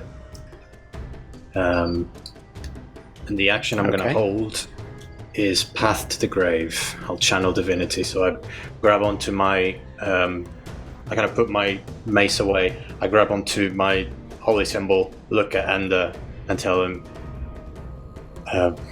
bring everything you've got, and I just kind of see the energy, the like necrotic energy appear on my hand, and I just hold it there. And as he says this, you just see the black smoke-like flames begin to lick around Kirik's hand. There's No pressure. Bothrid, who is Here no comes a longer one. incapacitated or stunned. With his longsword, he's gonna swing twice. Misses with the first one. Hits with the second. Nice. We need to give Bothrid his bacon and eggs in the morning. Okay, now. 7 points of damage as his longsword just bites into this creature. The golem then, still looking at Ander, who is no longer stunned, raises up. Anders more than 5 feet shit. away from me, isn't he? Uh-huh. Yep.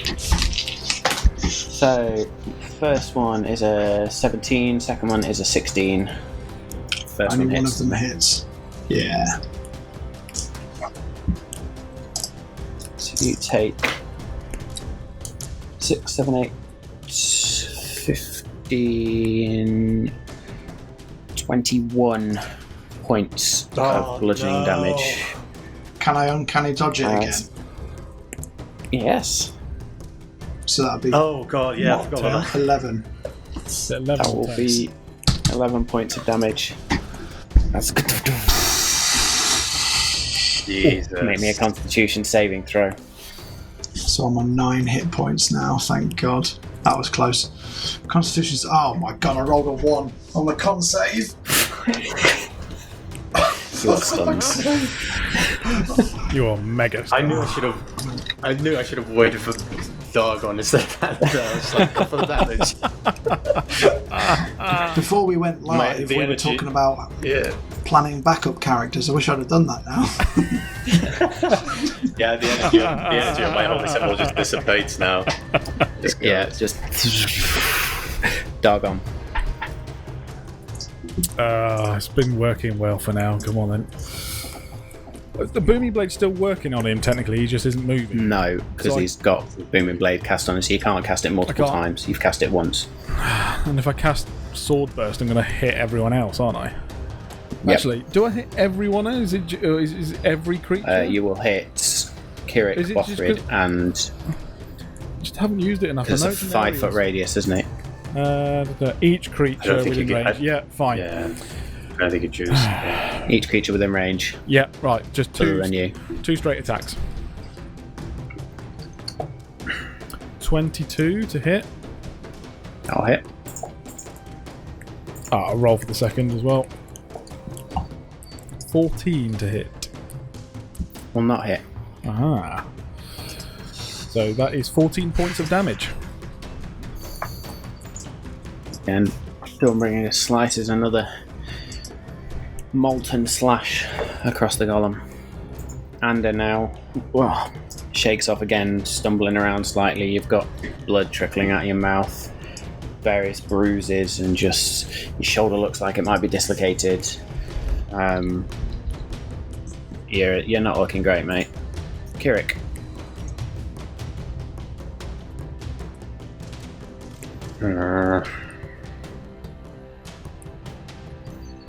To attack.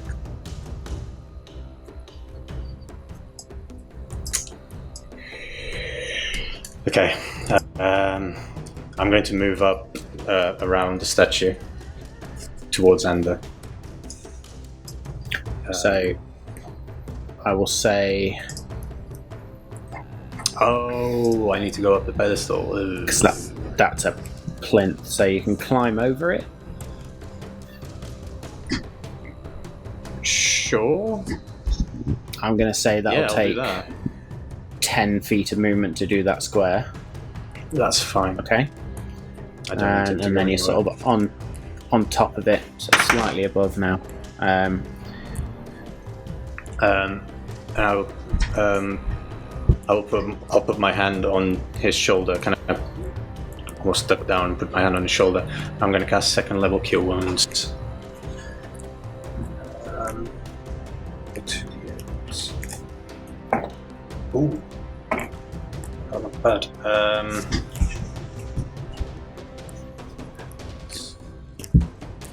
17 points. 17 hit points you gain.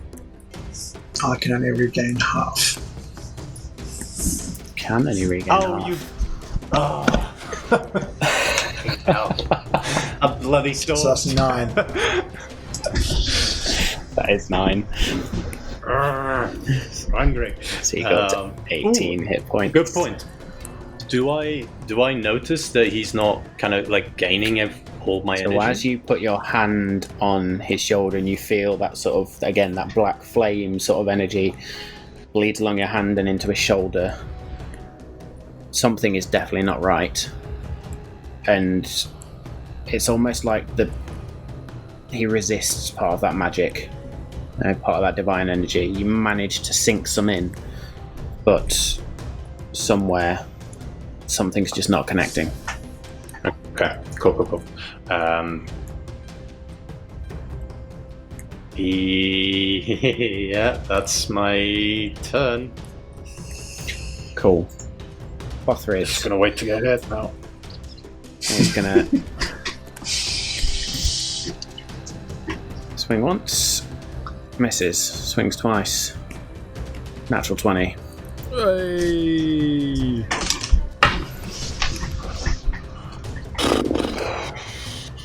8 damage. Oh, wow. Wow. Was that doubled as well?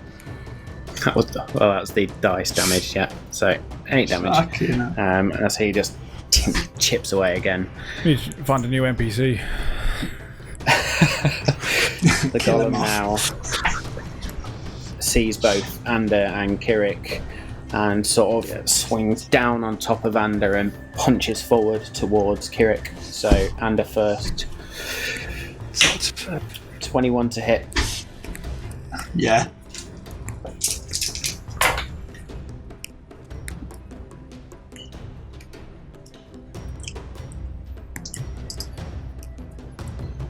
"23 points of bludgeoning damage." Am I still stunned? No. Uncanny Until dodge the then. end of your next turn. So So 12. 23, didn't I? Yeah. 12 points of bludgeoning damage. Make me a con save. I'm on 6 now. Can I use a lucky point to get advantage on this? Yes. Because I'm rolling shit with my con saves. Oh, I got an 18 on that one. I'll roll again. Okay, so you are not stunned. Kirik, 24 to hit. Yeah, that hits. Look at his sad face. You take 19 points of bludgeoning damage. Oh, I thought it was going to And be I 9. need you to make- Okay. 19 points of bludgeoning damage, and I need you to make a con saving throw. 14. You are stunned. As that punch just catches you in the midriff. You spit out a little bit of blood. Yeah, I'm not looking great. Can I try and catch that blood on the sword? Would that be an action? I'm going to say use your reaction for this round. Make me a dexterity check, please. Alright. Or a sleight of hand check, either way. Going full on Darth Vader you are. Sleight of hand or what? It's dexterity sleight of hand, so sleight of hand check. Oh, fucking hell, I rolled a 1. 7. No worries. So you see this blood, and you hear the blade in your mind. Yes, catch it, and you just miss. You idiot!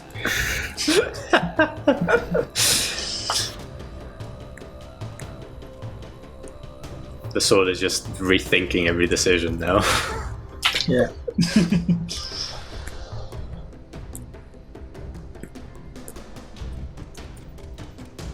You sounded a bit like Ren from Ren and Stimpy, and we go, Stimpy, you idiot! That's what he said. Danny, I've just messaged you, but you now feel a slight twinge in your hands. You take 1 point of damage. You didn't need to message me if you just said it out loud, did you? I know, I was sitting there thinking I've messaged you, but do you know what? No, we're going to say this out loud. You take 1 point of damage. Oh. Cool. Dargon. This is when I kind of be one of these ones where you just go, and now I want to rage, but I can't.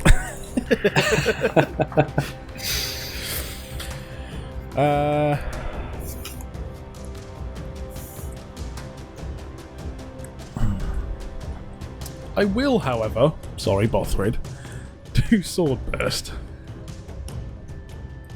Okay. Well, Bothrid. 25 to hit. I think that's a dexterity saving throw, isn't it? Ah, it is, yes. So, can I use that for my action after that, then? My sword swing afterwards. Hold. So dexterity saving throw. 11. It's fails. Okay, and then Bothrid rolled a natural 1. So he is going to take double damage. Brilliant. He's an idiot. The way natural ones work, baby. Alright, damage off that. Oh man, Jesus Christ. That's a 10. 10. So Bothrid takes 20 points of damage as these blades just and pierce him all over. The creature failed as well, didn't it? Yep. So it takes 10 points of damage. Just ting, ting, ting, ting, ting. Blades bite into it. Now you can use that as a hit if you'd like. I would love to. I will let you do that. Thank you. 25. So, Roll damage. 11 points of damage. Cool. You bite into this creature again, and at this point the stone itself is just beginning to melt and drip more and more and more as you keep cutting in, and the chips that have been taken out by the other characters and sort of the chunks. It hasn't moved or anything. It's not going to get booming blade or anything. Not moved. Hasn't needed to. Yeah. Cool. Ander, you are not stunned. For the first time. I will... Oh, is he engaged with me? He's technically engaged with you and Kirik, yes, based on the last move. Oh yeah. So, I can use my last lucky point to gain advantage to do the sneak attack anyway. Because he is engaged with somebody else, I'll let you have that. Will I? No, I'm not going to let you have that. I'm going to be a bit harsh on that one, because technically he's punching you and Kirik at the same time. But I can deal 3d6 damage on a sneak attack if I attack with a finesse or a ranged weapon, if I have an advantage on the attack roll, but I don't need advantage if he's engaged with somebody else. Cool, so you've gained advantage and you're going to do sneak attack. I'll take that. Yeah. Nice. Or, right, playing devil's advocate with myself, I wouldn't have to use I don't think I can use a lucky point because that's re-rolling. I'd have to use my point of inspiration, wouldn't I? Yes. Because the lucky point can't use someone else. Engage with someone but else. He's engaged with Ander he's at the engaged same with time. me as well. So I can't use my lucky point because lucky point is re-rolling, so I'd have to use my point of inspiration. So I'm going to do that. So I'm going to sneak attack him, so I'm going to come at him with my Blood Blade. 18 to hit. Just hits. With 10 slashing damage. Yep. Can't do the necrotic damage because he's a bloody statue. 12 sneak attack damage. How do you want to do this? Come on, you bastard! Oh my god. So, I am literally, how tall is he? He's big, isn't he? He's slightly taller than Dargon now, as it stands on the floor. What, the equivalent of what would be a kidney stab. So you sort of Stab almost in the kidneys. jump and just sink. And the blade resists, sinks into the stone, and then the stone just crumbles around. As it crumbles, you hear a whisper. Simiel. And that's it. Simiel. We're out of combat. Timiel. How's that spelled? Timiel.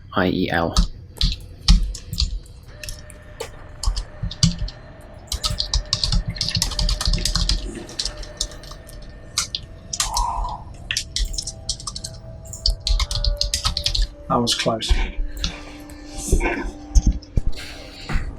How's everyone doing? That wasn't been good. better. I'm just going to slump to the floor now. You two look like shit. Bothrid also slumps. Takes a shaking breath. Shakes his head, comes out of his rage.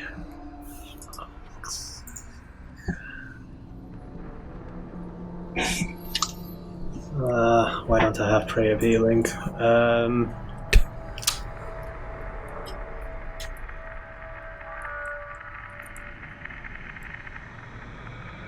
This is really bad.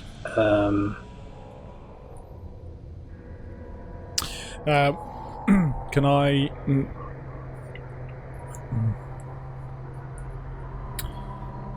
Can I walk up to the door?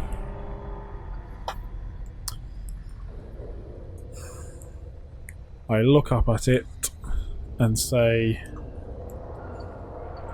Timiel. And see what happens. Nothing happens. I look around Okay, to see if there's I'm any going to- more. Yeah, just now that we know that it could well be some pieces of armor and stuff, I'm looking around to see if there's anything else. Nothing seems to move. It's gone back to that stillness, that eerie, deafening silence. All you hear now is sort of the panting and the of your comrades as they breathe, having come very close to dying there. And natural abilities saving them somewhat. So I'll walk back over and either you want a potion of healing. Yeah. Give it to Andy. He looks like he needs it more than any of us. Andrew, Please, at this can point, I have some more? his shoulder is most certainly popped out and dislocated. His face is just a mess of cuts and welts, and walking or sort of sat hunched over, having been pummeled by a stone golem. So Bothrid struggles up and holds out his hand, and his hand shakes, and as it shakes, 10 berries appear in his hand, and he just holds them out to you, Ander. Eat. I'm gonna Good. take all 10. He nods and actually almost shoves them into your mouth. You regain 10 hit points.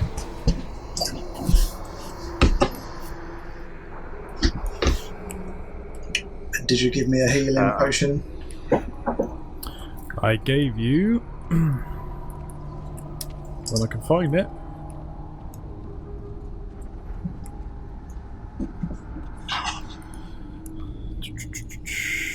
Which ones have I got? Oh, there they are. Yes. I gave you a superior healing potion. Who rolls for it? We either. It doesn't really matter. Roll 8d4 plus 8 under. So you see Dargon just spit the cork out and just almost shove it into your mouth as you then... As you do that, I grab your shoulder, pop it back into place. You'll thank me later. 5 points. How much? 25. I'm back up to 40. Back up to 40. Not so Nice. bad. That'll do, yeah. How's Bothrid doing? Bothrid's he not looking? looking great. He's well below half. 14 hit points left. Oh dear. Yeah, I'm gonna...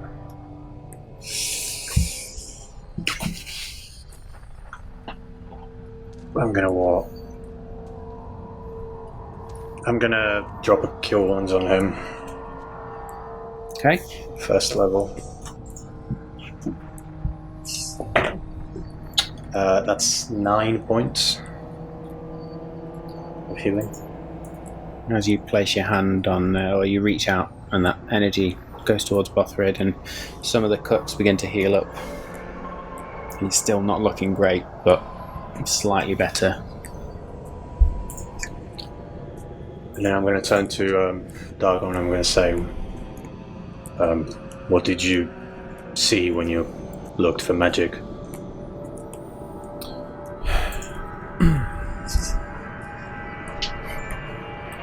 I definitely saw an abjuration protective magic over the door. Did I also see a green hue from the door? Just remind me. Yes. Green hue. I also saw an enchantment from the door.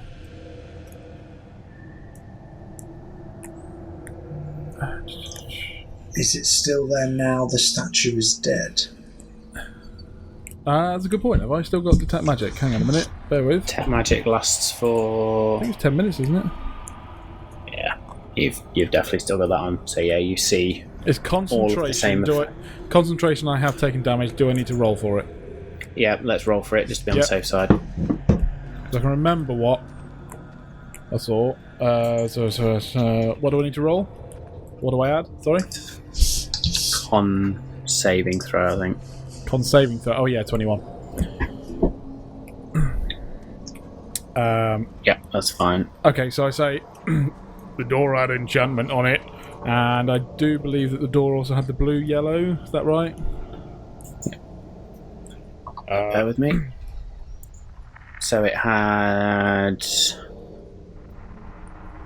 green Yeah. and... yes, blue and yellow. Yeah. And, it had, And also white. yeah, and white. And there was definitely some sort of evocation manipulation going on here. So now I'm looking at the door. I'm seeing. Insert DM note here. You still see the glowing three. white, the ebb and flow of oranges and blues, and then that almost gloss over of green. Nothing's changed on the door, I'm afraid, lads. I am going to move up to the door. Okay. I'm going to place my hand on the door itself. Okay. And I'm going to cast Dispel Magic. Sweet. Sweet. See what happens here then.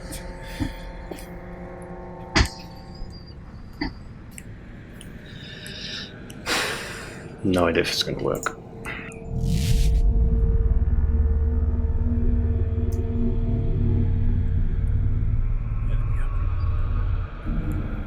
I need you to make me An Arcana check, please. Yeah.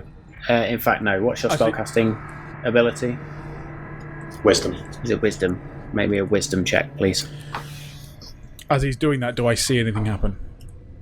In my auras. Wait. I'm no good at waiting.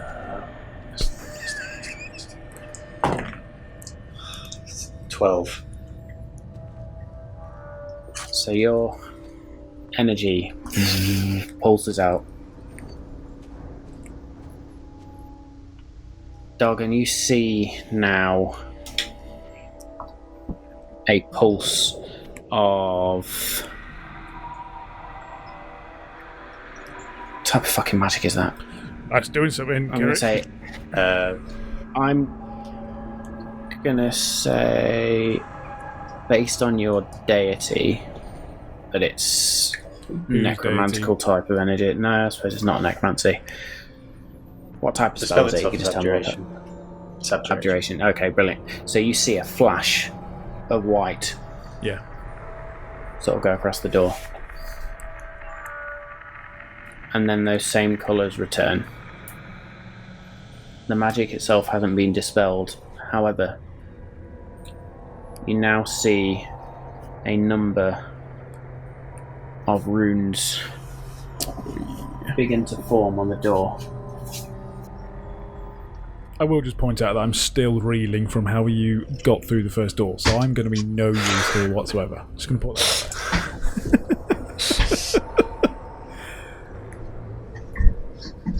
I like to think that Dargon's also thinking about it still. Oh yeah, yeah, absolutely. Still like, carry the 4. Yeah, no, still haven't got it. You see these runes now etch themselves across the door in this golden writing.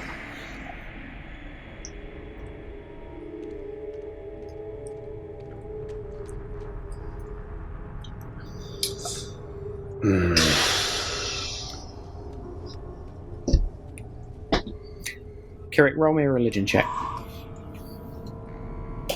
Ooh, okay. I think I can do that.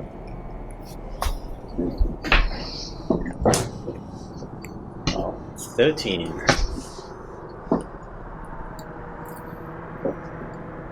As a cleric... Excuse me. I got him good. Yeah. As a cleric, you may not necessarily understand the divine language, but it doesn't take much for you to recognise it. And you very quickly begin to understand that this is actually written in Celestial. Oh, damn.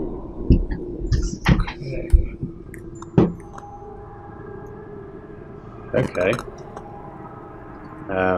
I said to the others, that's strange.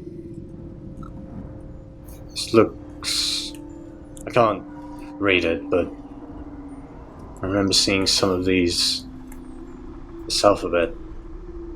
Some of my companions before I was brought here. This looks like some sort of celestial language, but I can't read it, but it appears to be that.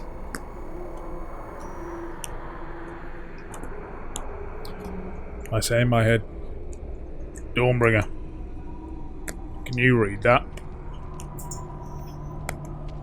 Ooh. Good shout.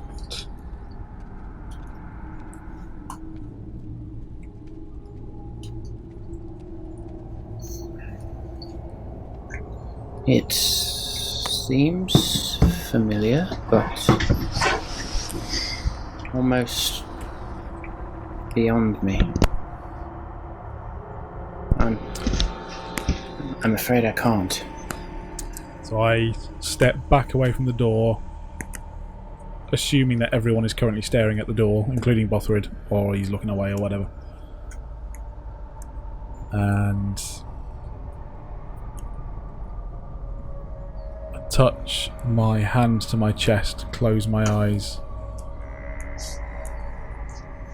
if there's anyone there listening,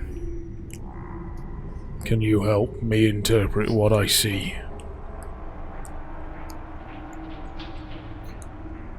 Make me a religion check with advantage.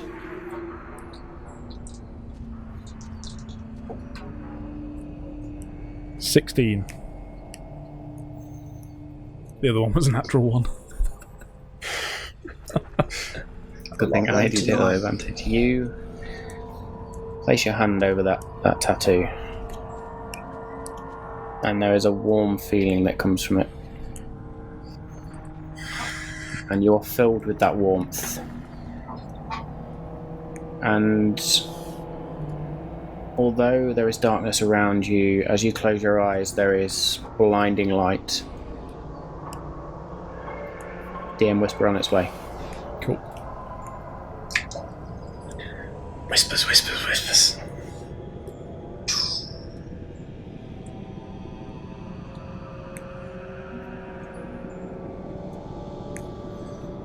D&D Beyond, guys, it's really good, isn't it, to help look after your character sheet? Talk amongst yourselves. Yeah. I'm really glad I didn't take prayer of healing now. Sorry. I'd also say that that at some point Dargon would say, "I was tempted to pull that guy off the ground to get us a bit of a breather, but I was worried that it wouldn't go very well. So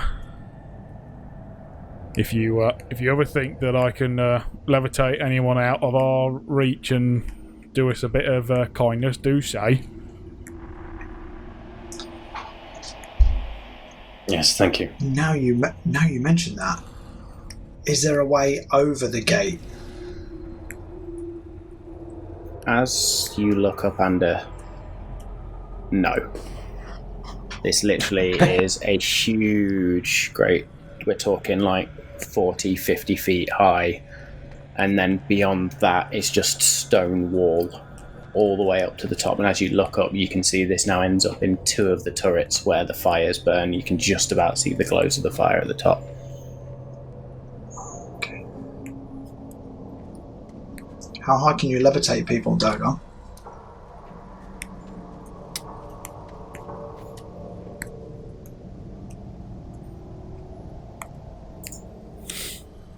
I'll tell you in a minute. 20 feet. Thank you. Oh. 60 feet away from. That's right. I know you're now trying to decipher that DM's whisper I've sent you. Yeah. So I was like, I'll do that for you. Is the one? If I can put my mouse over it and you see? Yeah. Is that one the same as the first? Yes. Okay.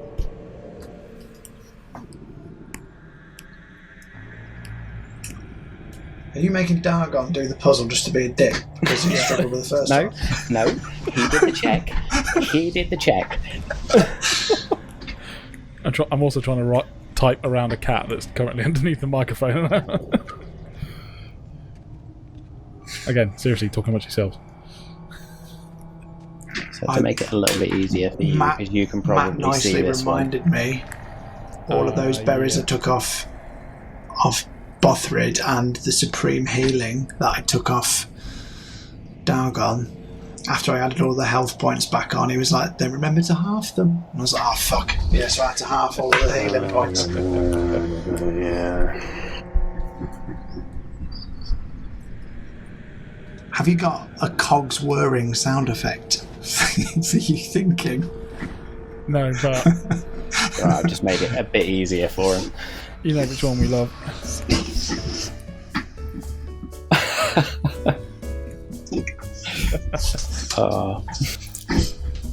Don't forget, guys, if you're looking for more immersion in your game, BattleBards, Tabletop Audio, Ben Sound.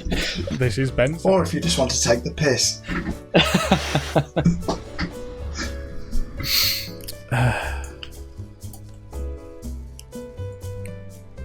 Just bear with me while I just do the last I imagine one. this is the music that plays in Bothrid's mind for most of the game. Especially when he's raging. Especially when he's raging, it's just literally like death metal in his ear.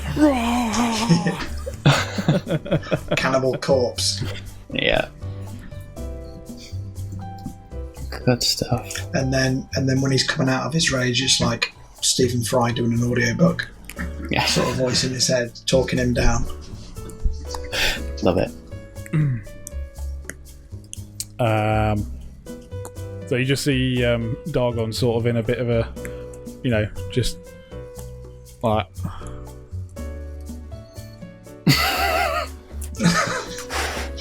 While he is trying to actually understand what the fuck it is. I wish I could be more helpful at the moment. I'm so very close.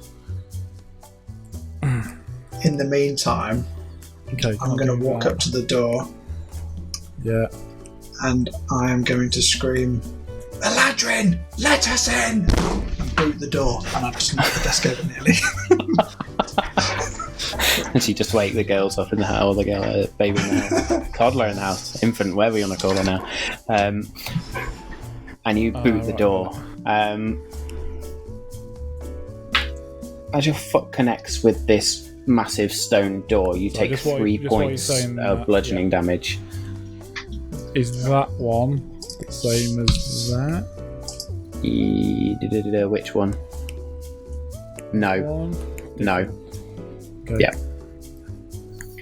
So just to make that a bit more clearer, let's...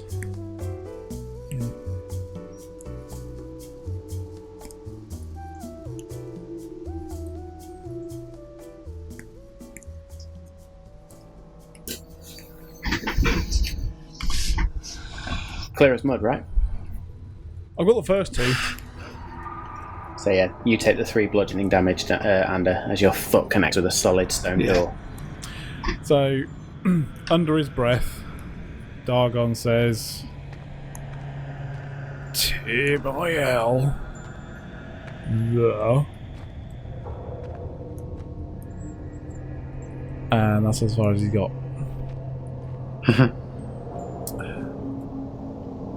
Everybody else make me a perception check, please. 5. 23. So, Kirik, your head now snaps round as you hear Dargon saying something under his breath, and you hear that first word of Timael.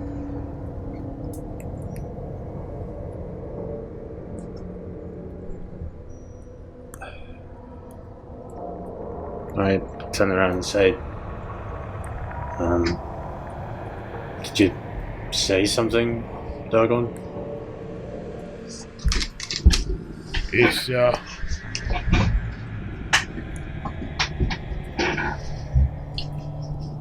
just seems to make sense to me.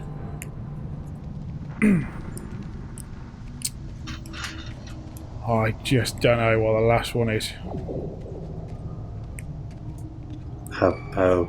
How do you know? Speak Celestial?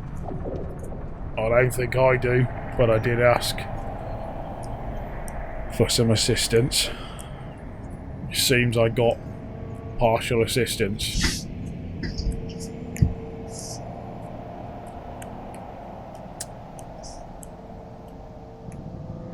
The first letter, I think it's a T.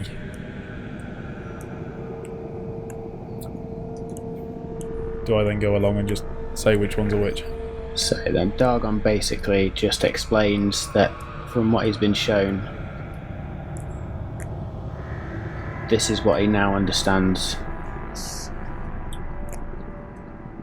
And I think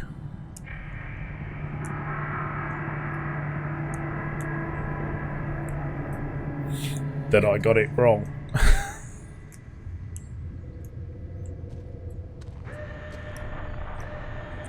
No, I didn't. First word is, I think, Timael.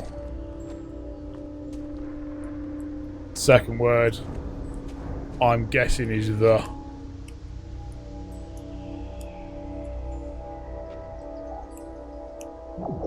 And the first and the last letter must be the same Yeah. because it's the same symbol. a D?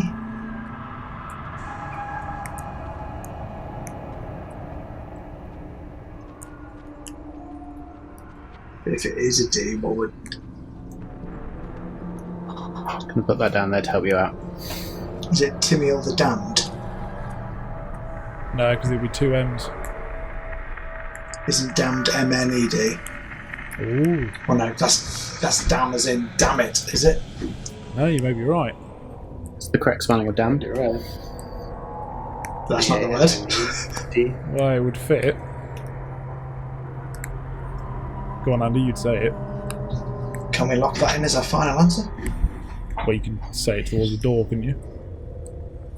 Timiel the Damned.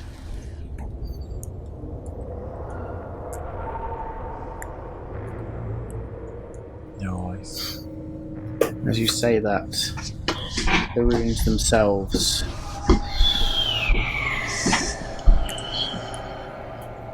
just disappear.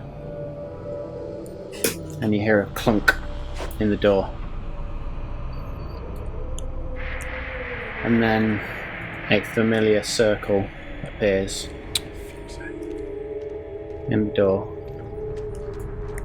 And the shape of a hand appears. And a small spike in the centre. I think this might be you again, Kirik.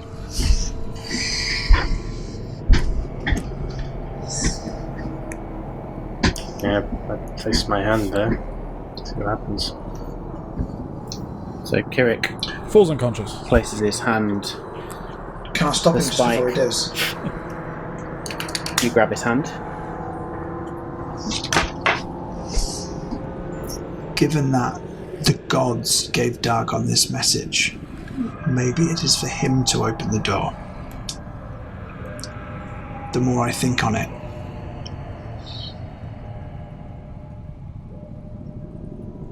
I guess you're right. would you?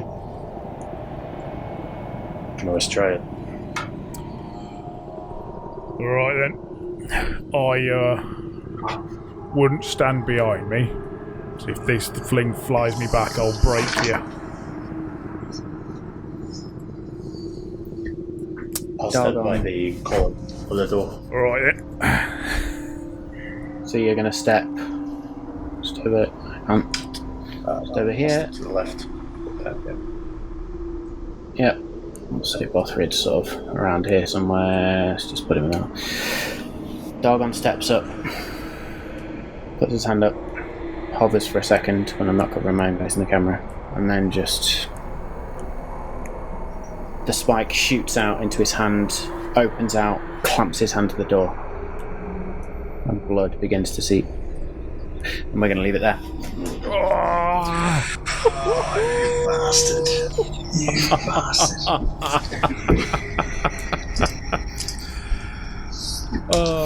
So, thank you very much for another night of Malt and Magic.